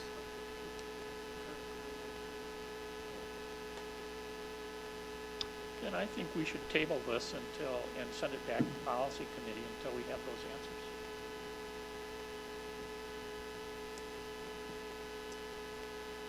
So I'll move to table this. All I was going to say, Andy, is that it's the first reading, and if the guidance counselor provides the information prior to the second reading, it should be okay, but I understand your move. According to Robert's rules, to lay it on the table means that we're going to be taking it up in the same meeting in the business later. Now, if you want to postpone this to another meeting, you can postpone it to another meeting and give a date. So if you want to table it, we're going to have to talk about it at the end of the meeting. If you want to postpone it to another meeting, you can give the meeting date that you would like to postpone it to. Thank you. I intended to postpone it then. Thank you. Next board meeting, and I whatever that date is. December 18th. Okay, in light of postponing, it is amendable. If anybody would like to amend the postponement, which is now the motion on the floor to postpone this item to December the 18th, 2023. Would anybody like to amend this motion? Comments on the motion? Yes, because it is debatable. I agree with getting, this is interesting and follow-up. I will also say that I think that there's been extensive time put into this from staff and from our admin team, and my concern is by postponing, it's going to push out the first reading another month yet, and I think there's a lot of passion around this topic. I think there's a lot of value that it provides our district. So as only one board member, I would oppose the current recommendation proposal, just because I don't want to have the first reading pushed back another month yet. I would agree with that. Okay. Would any other board members like to speak to the motion on the floor now, which is the postponement of this item to the December 18th, 2023 board meeting? So the first reading tonight and information is going to be brought up? Well, right now, we're not dealing with the first reading, we're dealing with the postponement of this entire agenda item to be the first reading in December of December the 18th, 2023. So that would become the first reading then. Right, so what I'm asking is when information is brought forward, is that going to be to the policy committee or is that going to be at the next board? According to what Mr. Andy Mary has submitted to the board, this will come back to the board for the 2018, not to the policy committee. So Mrs. Aginski will bring her information to the board on December the 18th, 2023. Oh. Yeah. Correct? Thank you. Does that answer your question, Angie? Thank you. Any other member like to speak to the proposal of postponing this? Dustin, are you ready for, okay. So now the motion on the floor is to postpone this item on the agenda, the first reading of this policy, to the December 18th, 2023 board meeting, and the information that was requested by the board member would be given to the board at that time on December the 18th. If you're in favor of the postponement, you will vote yes. If you are against the postponement, you will vote no. Does everybody understand the question on the floor? Okay, the vote is now open.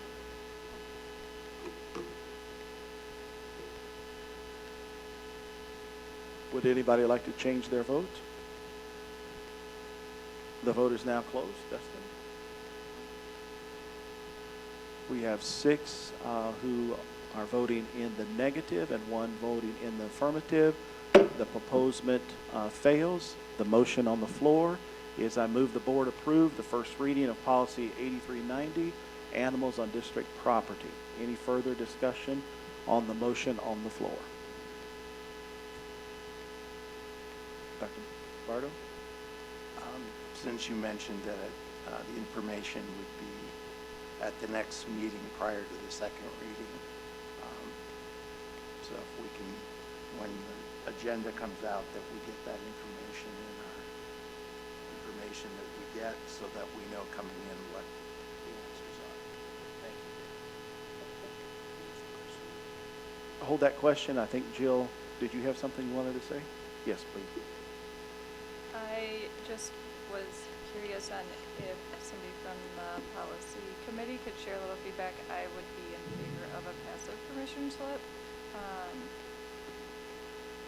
And it seems that having a signed and return permission slip may be another barrier to having therapy dogs in the schools. So I'm just posing a question for clarification on liability or decision-making around passive versus, I don't know, active permission form. I don't know what the right term would be, but if there's any feedback on that specifically relating to liability. Pass that off to Mrs. Oginski. So the permission form technically really isn't what is being approved because it's part of forms, so those don't go to board approval. But if my memory serves me correctly, I think it was decided to do that permission form just as a way of making sure that people are actually reading it and that they know that we have therapy dogs in the building. So therapy dogs returning to the buildings, is that contingent on the return of all of these forms? Well, I think that there would be other methods if we don't have every single form. We were talking about another, I will ask Mrs. Fossbender. There was another something, and maybe Mr. Rogers can even speak to this, that the career fair, I believe.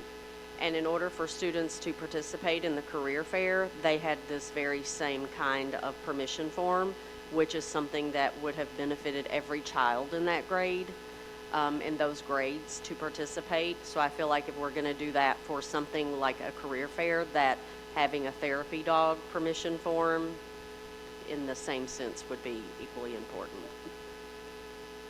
Thank you. Dr. Bartow? Oh, hold your thought. Bobby, you was next. Two comments. One, also the permission slip in the future, then we talked about, and correct me if I'm wrong, that permission slip would go with the back-to-school packet in the beginning of the year, and so that would Correct. alleviate missing a lot of them. And then two, my question for Dave is that the request that you're making, is that language that's within the policy? Or are you asking that to be added? I mean, that would be a general code of conduct going forward? The point I was trying to make, Bobby, was that Mrs. Crescent stated that in the code of conduct for the organization that gave her license to have a therapy dog, she cannot work and get paid by an employer, and she is an employer, so when she would go to North, she would take the day off because it's supposed to be giving back to the community. So I'm just trying to get the information that the guidance counselor has to know what was the group that she, and does that have the same language? Because if it is the same language and we're paying her salary, she can't have the therapy dog. I understand. So what I'm trying to force is that she gives information to the district administrator prior to our next meeting. So then we would be looking at changing the policy. Right. Because But we can change it at the next meeting because it's the second reading. Anybody can amend that policy at the second reading. But then we're putting it off even further. Then we would have to go back to like another first reading, or what, so. Not with an amendment. So, whatever language is coming from the training academy or wherever they get their training from, that language should somehow be reflected in our policy, that we would require those things as well. Am I understanding? That's what I believe she needs to do, is provide that to our district administrator so that we know if their organization allows the dog to come in to a school district where we pay her salary. Okay, so question for the committee then, I'm sorry, but is that handled on an individual basis, or does that need to be added into policy language? I understand what you're asking there, Bobby. Yeah,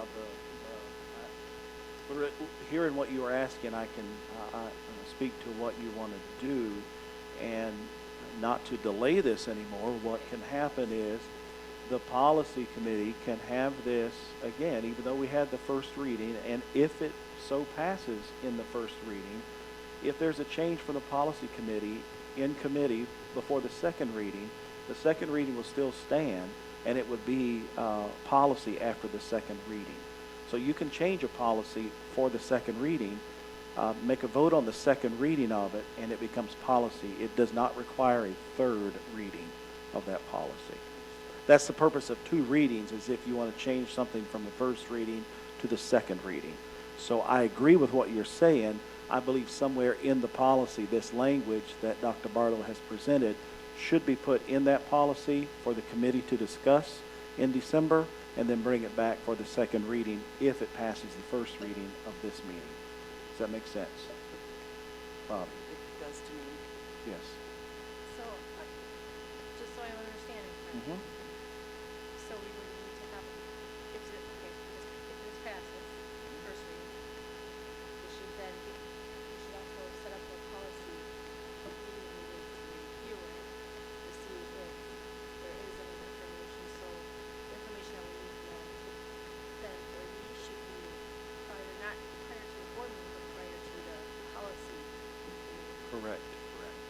So the policy would then have language to include, For all. right, from requirements from the training level, or designation or certification, whatever the organization. Correct. Jill? So I'm wondering if, first of all, further information on if there is exemptions or considerations through licensing agencies, because I know other districts do have therapy dogs on site. So I would logically think that there's something that doesn't bar staff from being able to.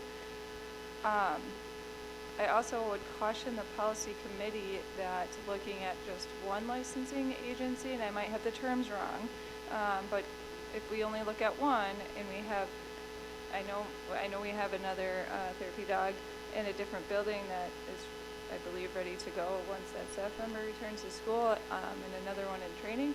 So if there's different licensing organizations that have a different code of conduct, I don't know if there would be or not, but I'm just trying to differentiate if we are overstepping within our own policy. Is it the role of the district to know what the code of conduct is of the licensing agency, or is it the role of the district to have a policy specific to what the district would require, and it would be the responsibility of that person, provider, whether it be internal or external, to follow the code of conduct within their licensing agency, if that makes sense. I'm really trying to figure out if we're almost overstepping. I don't think it's intentional. It also has shown that other people in the community do have to donate their time in, so that it's getting exposure and interest too in other ways too that we didn't consider and think about. So I think it's an important thing to explore, but I think my feedback more is directed at the upcoming committee meeting for policy, is really that distinction of making sure we're not going into an area that is probably not within our role. Correct, I understand that. Question, was this policy vetted through our attorney before? At the NEOLA policy. It is a NEOLA policy, okay? And then we made some adjustments to ensure that the district would be covered and that there was community. But it's basically NEOLA. Okay. Andy? Yeah, I would agree with Jill and just say that just because somebody else has a code of conduct doesn't mean our district's got to abide by that code of conduct. And I think what we really want to think about here is what's best for students. Exactly. And, do we want to do some code of conduct just because it's that code of conduct? That licensing agency, if they want to withdraw that person's, whether it's a license or whatever it's called, they can do that. They can say, you're not abiding by our code of conduct. And then that person doesn't have the accreditation that we are requiring some sort of accreditation here. But we're under no obligation to follow somebody else's code of conduct.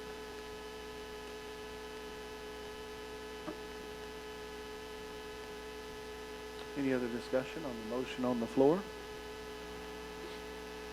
Just after further thought on that,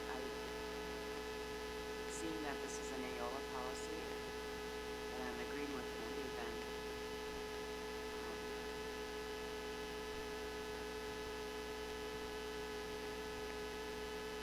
I would trust that NEOLA has their ducks in a row as far as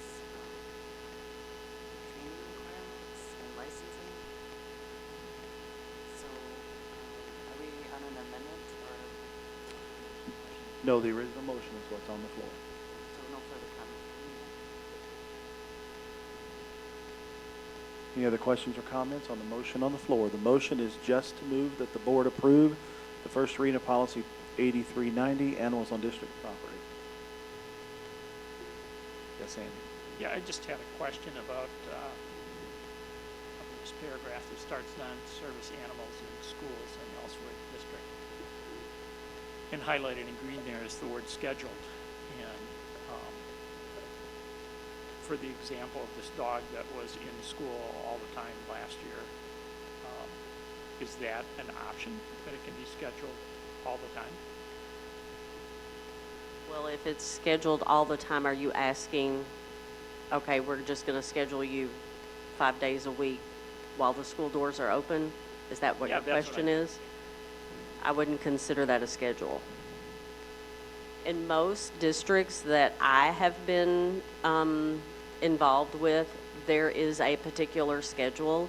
And I think that one of the things that JD brought up earlier was the fact that having that schedule is to ensure that the therapy dogs are not impeding on the educational setting and making sure that they're not being placed in the classroom at a time that students, it may be interfering with reading instruction or math instruction. And typically when those things happen, then this therapy dog is scheduled to be on the playground with the students who are permitted to engage with the therapy dog. Or there are particular times so that we can let families know this is when the therapy dog will be here. Well, so I guess we have all different scenarios of therapy dogs. I mean, we have at the elementary school, the therapy dog comes in once a whatever. And here at the high school, and possibly at the middle school, that therapy dog has been there, I'm just going to say a lot. I'm going to say, maybe somebody has a better number, but I'm going to say they're there 3 weeks a month, every day. And so is that going to be a schedule, or is at the high school, does that word schedule mean a schedule? We're going to let you bring it in for 2 days a week for partners or things. Correct. That's more of what the schedule means, or yeah. And so here we have the hallways where the dog is in the hallways, perhaps. How's that schedule work for that? Well, like any other decision that's made, we like to look at data and see what the results are. And right now we don't have any data at all, none. I mean, the whole reason for this coming to the board is because we were following not one single part of this policy. There was no documentation on file. The parents, our parents and students were not informed that we had the therapy dog. So there has to be some structure instead of it just being, we're just gonna have a therapy dog in and out. And I mean, is it a nice to have or a need to have? I agree with the structure part. I just want to understand what that structure is going to look like. Can I interrupt? I think Amy had a really good explanation of schedule and documentation. Can she share? Absolutely. Come to the microphone, Amy, please. You did such a nice job with that at the policy committee. So I'm just speaking on past experiences with therapy dogs in districts. So at the elementary level, it is very different, like you were saying, Mr. Mary, depending on the level. So at the elementary level, it's a little bit easier to schedule of we're having recess at this time, or we are independent reading so the dog can come in and read with us during these times, because their schedule's a little bit more structured that way and easier to be flexible. If I know that the dog is coming from 1 to 2 as a teacher, I can say, I'm going to do my math lesson. We're going to be reading when the dog is here so the dog can come in my classroom. All parents are notified that the dog is coming in that day. Middle school and high school, because they run like either a block schedule or an hourly schedule, what that would look like as an option is that like the dog would come in Monday at 8 o'clock from 8 to 8:30. I'd be running, if I'm a therapy dog and I'm a counselor, I'd be running a group with 4 kids. I don't have to put down which kids, but I run a friendship group from 8 to 8:30, from 8:30 to 9. A student who needs support works in the counseling office. The dog is there from 9 to 9:30. I have another group of students who come in, maybe they're 9th graders and they're working on anxiety and depression, and the dog is really good therapy for those concerns with those students, and the students understand that. They have their waivers or their parent signatures, but that's what the schedule would look like, and maybe the dog would leave at like 11:30 then. But so that's the schedule, so that if I'm the principal, I know, oh, it's 11 o'clock, oh, I know where the dog is. It's, you know, meeting with this group of students who are working on this concern. And it's not just kind of open to interpretation of I wonder where the dog is, you know, that kind of piece of it. So at different levels it could look very different, but just a structure and a schedule that there's a purpose for, you know, the therapy dog. And I think we are getting hung up on one, but we have many. And if other people want to bring in therapy dogs, what does that look like, right? We'll get in the weeds of what does that look like scheduling.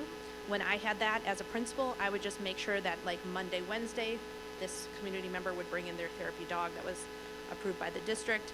I would make sure there was a schedule. On Fridays, a different dog would come to our recess. The kids would be all excited. The dog was coming that day. But then there was always, even if we had multiple therapy dogs coming in, I made sure as a principal that I had a schedule, that everyone knew where the dog would be. I also had a staff member who was definitely afraid and had been bitten by a dog. She also knew where not to go then, because the dog was in certain places, certain classrooms, and she could avoid that as well. So it helped everyone involved and helped the students and families to know when the dog would be there, and helped me as a principal know when and where the dog was in my building. Just like I would do with any visitor, I always made sure as a principal I knew who was in my building, where they would be. They had a schedule. They couldn't just volunteer and like wander around. They had a schedule of what they were coming for and a purpose. I knew exactly where they were in case of a fire drill or some emergency. I knew we had an extra person in the building. So same kind of thing, just that there's a purpose and a plan. And that we did start working on Infinite Campus, which is our going to be our online enrollment. And we already worked on one of the forms so that the students and families will be able to mark yes or no for the therapy dog before moving on in the enrollment process. So that's already in place. So it's like that's going to be coming for enrollment for next year, which is great. But in the meantime, how do we move from this point to the end of the year to make sure students get what they need? And as she said, that's a forced, so they can't progress through the enrollment process until they have completed the permission form for the therapy dog. So that term schedule that Andy is asking would follow something similar to what Amy is describing. And as a principal, a building principal, Okay. I would not let a person, a therapy dog, or anyone come in my building unless I knew exactly what that schedule looked like. I communicated that with staff. I've communicated with I made Thursday videos for families. They would know the next week, here's when the dog's coming in, so that everyone was informed. And then if somebody said we didn't know, I had documentation of here's where you were informed. You know, it was on the video, it was in the newsletter, and the staff knew as well.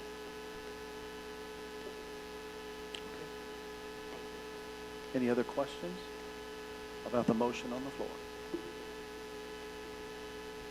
Okay, hearing no questions, the vote is now open to approve the first reading of policy 8390, animals on district property. You may now vote.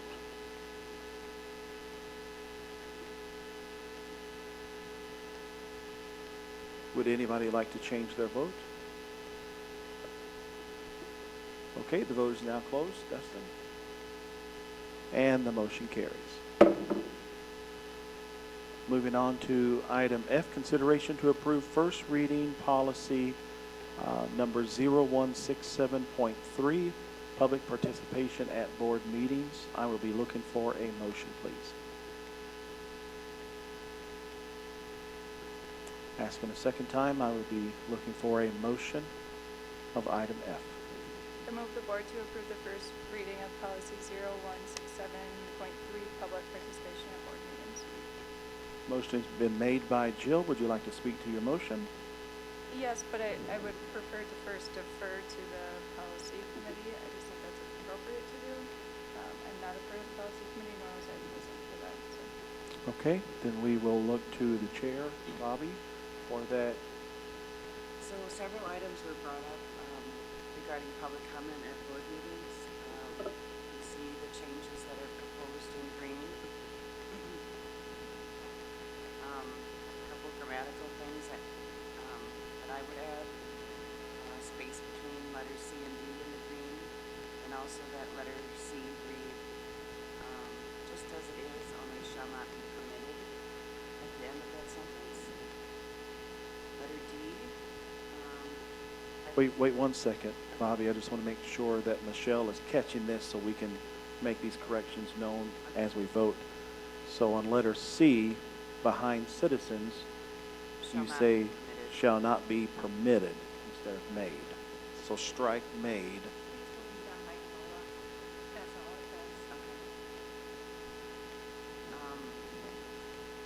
Letter D, participant to be a legal resident or property owner within the Unified School District of Anago.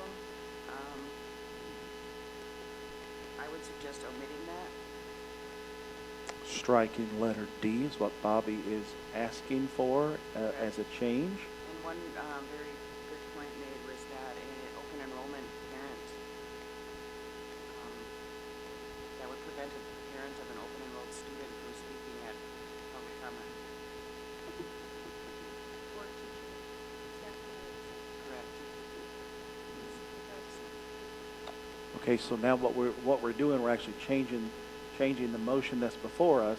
So this is amending this policy with what you're asking. Are there any other amendments that you would like to present to the board on this policy? Because the two that you've given are amendments.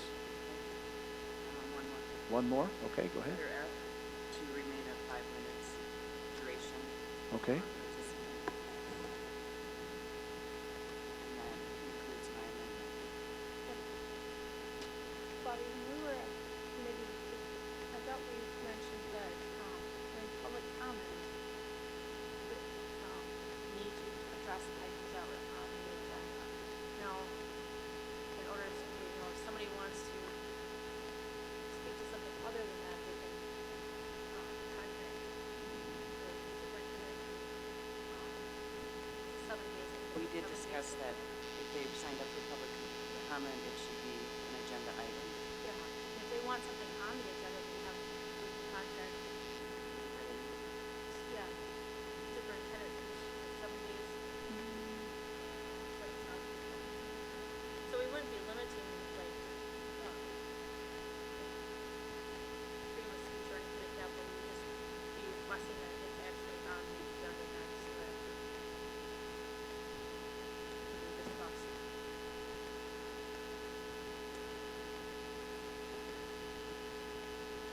Bobby, is there any other additions to the amendment that you would like to make on the policy? So I will backtrack. My mistake, Andrew, because I thought that was under agenda item. And I think that needs to be added as well. So you're asking to amend and add item D under agenda item? And your item D is? The topic be an agenda item. The topics. Could you just amend C to topic, agenda topic to be addressed? Do you add agenda? You can add agenda in front of topic on letter C, and that would suffice, yes? That only an agenda topic be addressed. Yes. Yes. Only an agenda topic. Okay? Michelle, did you catch those amendments that Bobby is asking? So for under agenda item, are we just changing C? We're adding to the front of C, only an agenda topic. Is that what you said, Bobby? Only an agenda topic to be addressed. Okay. The next thing that she is asking is under letter C, that after B, instead of made, to strike made and put, what's the word? Permitted. Shall not be permitted. And omit letter D completely. And then on letter F, keep the 5 minutes duration. And further down would be letter L. Letter L. To remain at 60. And letter L to remain at 60 minutes unless extended by a vote of the board.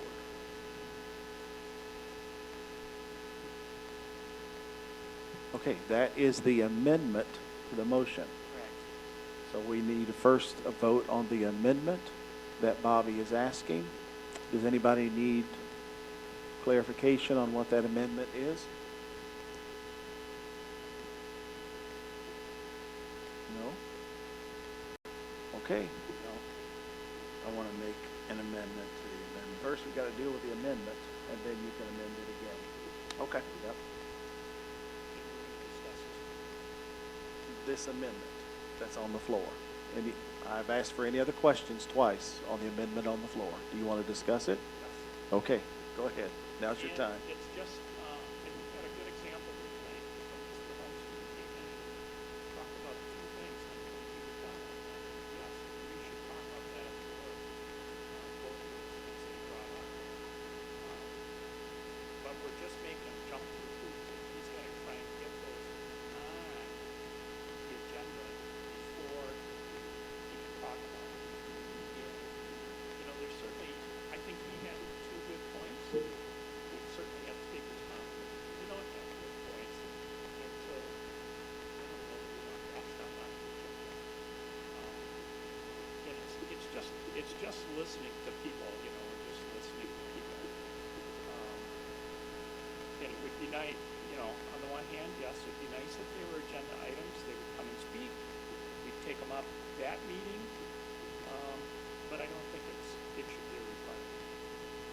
So, for those being like, the commissioners do some work, but like, that would have been on there, discuss it tonight, versus waiting a whole nother month and then discussing it.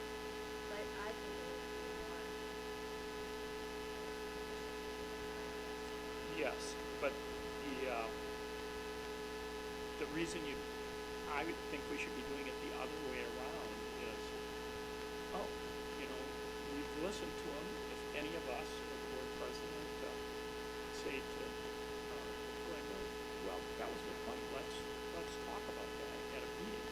It gives administration time to prepare something for that, time to research what other districts are doing, what it would really mean to our district. But if we bring it up and right at the meeting, we're not gonna have time to do that. We're just gonna end up putting it off from other meeting anyhow. So you're saying that or that the request a week before the board meeting, that they weren't having enough time to digest it, start a discussion? Well, I don't think they would necessarily understand what the person was gonna be talking about, I guess you're saying, I want the person to go in and talk to the administration about what they're wanting to present at the board meeting, is what you would be saying. Yeah, because I think in public comment, there's been numerous times that information has been brought to us that we didn't know. We can't respond to them, and nothing comes of it. Because we can't respond. What, So I think we can't respond, but it doesn't mean we can't say, that was a good point, I want that on the agenda, the committee agenda, where it should really be going, at a board meeting.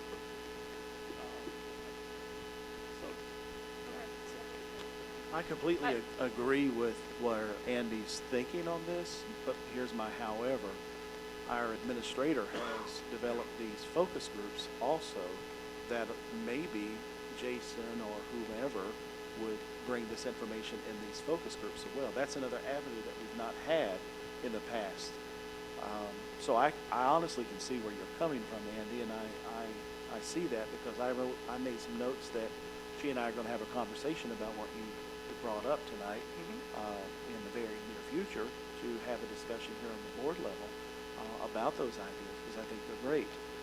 And we have had lots of people that's come through and stood there and given us great ideas over the years. But You know, in the focus group, I thought the focus group was great. It was a good example of, I mean, there were some people there and they straight out said, I'm not coming to a board meeting and talking.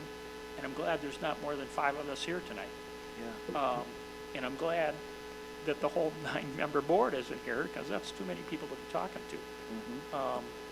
And so that's a great avenue, but whatever avenue people want to use, we should be listening. given other options.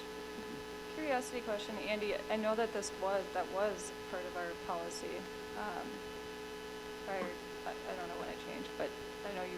It would change when I was president. Yes, that you were on the board, yes. So I'm just curious if you've had feedback when that was within the policy of it being a barrier. Yes. I mean, that's part of the reason it changed. I believe that was, Andy, the main reason it changed is to get the ideas from the people because that was, at that time, the only avenue of getting information from the public or from staff. Where now we're creating another place too. We're that I creating, can see yes. The more the merrier, so to speak, of getting information from the community, right? The more the merrier. No pun intended. I can go back and forth on this. For my own self, I can argue it both ways. I've received a lot of feedback of people asking that wasn't even on the agenda, so I'm very confused as to where this came from, and it causes confusion from families or community members, which was a perspective that I hadn't thought of. So there's that component. One thing that I really value and like to encourage is ensuring that there's a proper chain of command, because I do think that in my experience on the board and in watching board meetings in the past, there's not always the chain of command being followed, so things are being brought to the board. And transparency isn't the thing, it's the chain of command of allowing opportunity, because maybe something can be resolved very easily, or a misunderstanding, or great ideas that can be followed up on, that can be done and resolved. So I think that's something that I just, as just one board member, would like to see, that the chain of command is followed to give the district an opportunity to directly respond and engage with that individual, because that would allow engagement back and forth. Okay, any other discussion of the amendment that is on the floor? Yes, I will also speak to striking out legal resident or property owner. I appreciate an email that we received and also public comment tonight about the limitations of that. So I do agree with that. This is another one, again, that I struggle with, because I've actually had a considerable number of people asking, don't you have to be a resident to speak, or a property owner? Because the concern is, as a resident or property owner in taxes going to the district, and is the board's role of student achievement, and concerns that there are distractions that then place the focus away from achievement onto other things, and that's not discrediting that those other topics aren't relevant, but I will share, and I think it's my ethical duty to do so, that that very concern of being a legal resident or a property owner has been brought to me by several.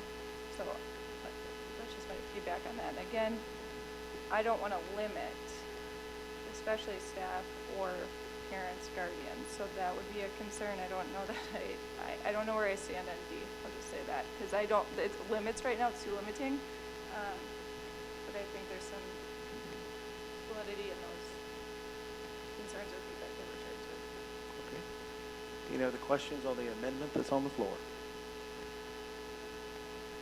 Dustin, are you ready?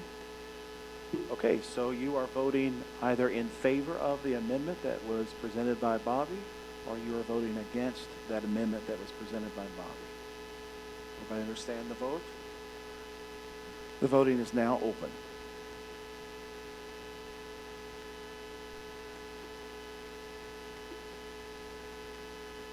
Would anybody like to change their vote?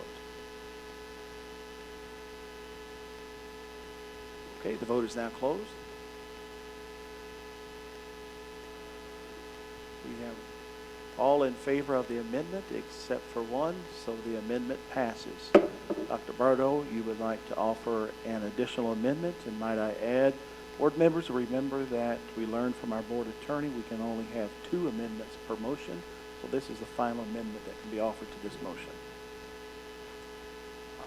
I believe at the policy committee there was a concern that reduced the 60 minutes to 15, and then in Bobby's amendment it went back to 60. I'm proposing that we do it at 30 minutes.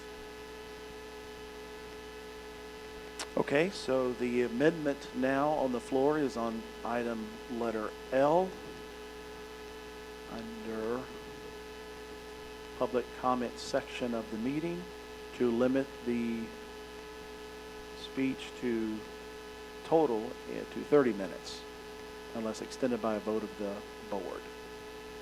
30 minutes. Dr. Bardo, you want to add more to your amendment? Well, this was, the administration looked at other policies from other schools around us, and 15 tended to be the number that was out there. I know of only 2 occasions since I've been on the board. One was when we were talking about masks and we had all kinds of people there. Once was back in August, and again we allowed everybody to speak. And so I'm just for having it at 30 minutes. That gives 6 people their opportunities to speak. And you know, since August, I don't think we've gone over 6. Maybe we did once. However, in both cases, the board voted to allow anybody who wanted to talk. So I'm just moving it down to 30 because I think that's an appropriate number. Would any board member like to speak to the amendment? And you're only speaking to the 30 minutes.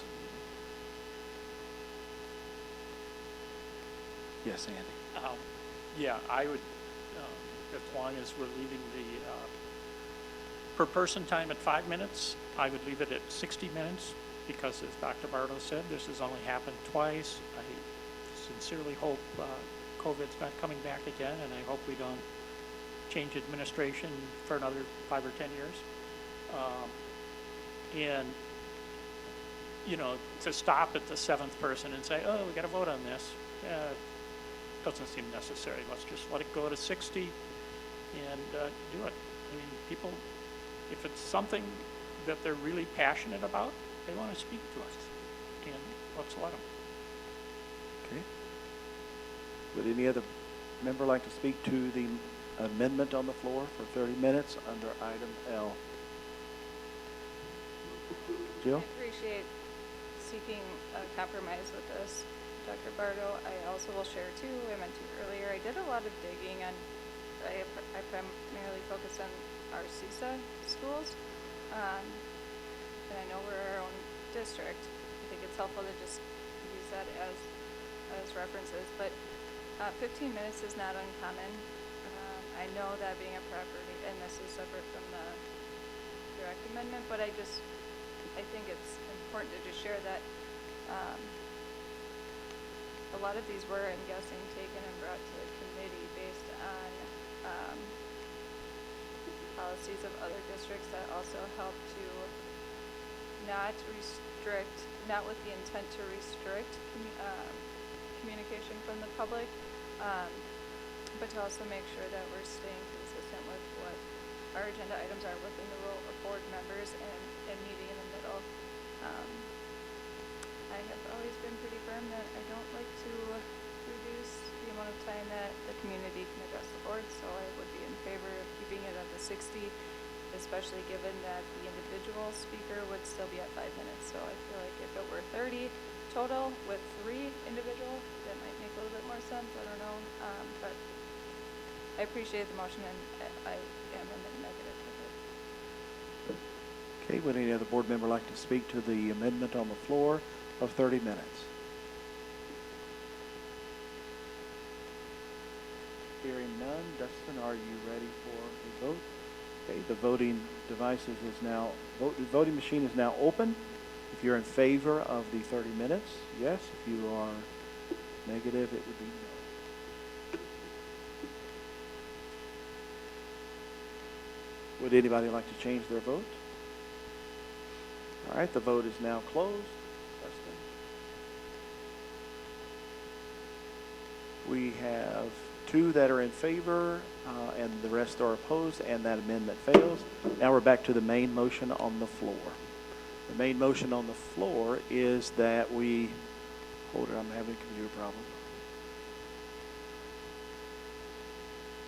That we are approving the first reading of policy 0167.3, public participation at board meetings, with the amendment that was passed previously. Any other discussion now on the whole entire measure on the floor? Yes, sir. I just have a concern that if we require people to contact the superintendent and say, I want this on the agenda because I want to speak on this topic, you know, that's going to be hard for people to adapt to, because we haven't done that for a while. And so if we were to do this, I would say we'd have to have several month leniency policy there, where you add to your speech that in the future you gotta Well, I get this on think the if agenda. should this pass the first and second reading the way that it is at that second reading, it would be our responsibility to start educating, no pun intended, the community. And because we can't change our policy, nowhere does it state that we're going to give a leniency grace period of 3 months. That would just be our responsibility whenever they sign up. If they're not addressing the item on the agenda, their name would be looked over. They would not be able to speak. And again, in this that I read, it would say that if you're not speaking to an item on the agenda, then your name will not be read. You know, so it would be, I agree, it's going to be a learning curve.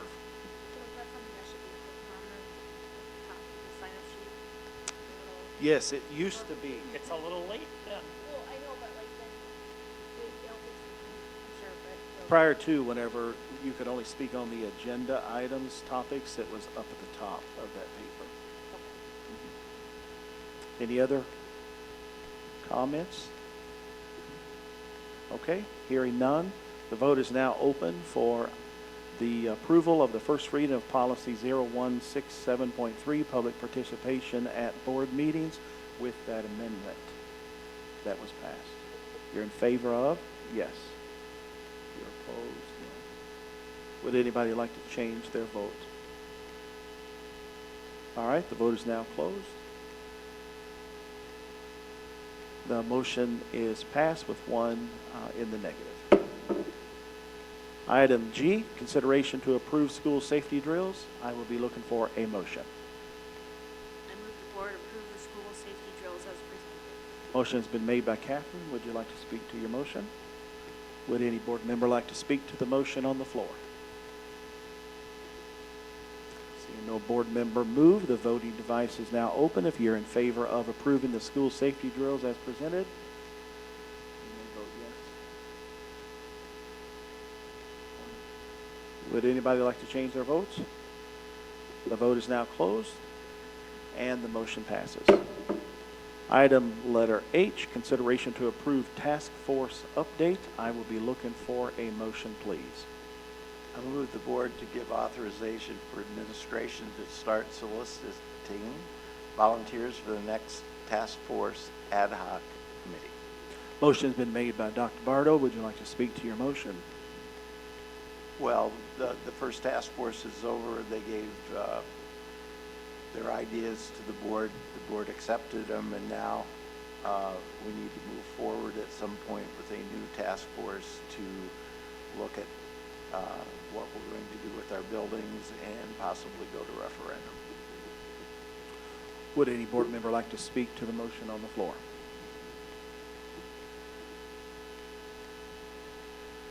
Seeing no board member move, the voting device is now open. If you're in favor of giving authorization to the administration to start soliciting volunteers for the next task force ad hoc committee, you may vote. Would anybody like to change their vote? The vote is now closed, and that motion carries. Letter I, report of donations. I will be looking for a motion, please. I move the board to approve the following donations: $20 from the Green Hen for North Elementary, $50 from various donations for East Elementary Book Blast, $400 from Anigo Duggo Club for AHS Woodshop, $3,500 from Clemens Equipment to pay for Corvette for Auto Tech, $500 from Of Course for AHS Fire Trip, $1,000 from Richard Valentin for Aquatic Center, and 15 cases of water from Northern Chill for the career fair for a total of $5,470. Motion has been made by Jill. Would you like to speak to your motion? Yes, I would like to thank the donors for their financial contributions to our district, as well as things like the cases of water. It's very much appreciated.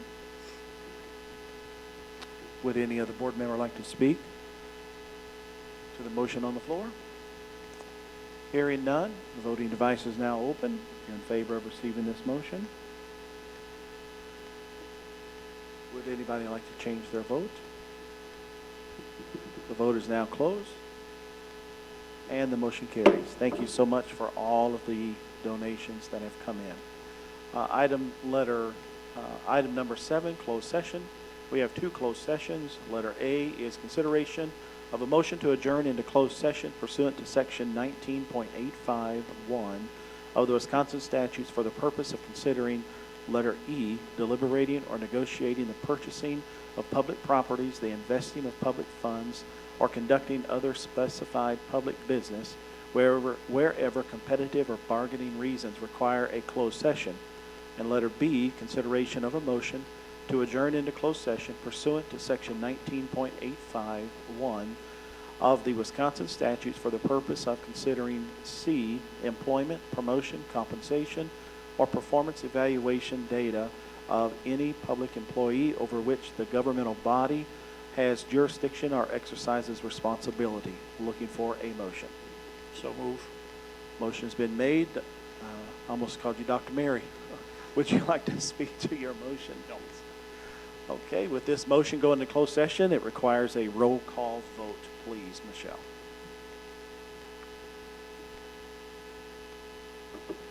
Patty Braun? Yes. Joe Maddock Nelson? Yes. Andy Mary? Yes. Angie Schreiber? Yes. Catherine Solon? Yes. Dr. Dave Bardot? Yes. Danny Pyatt?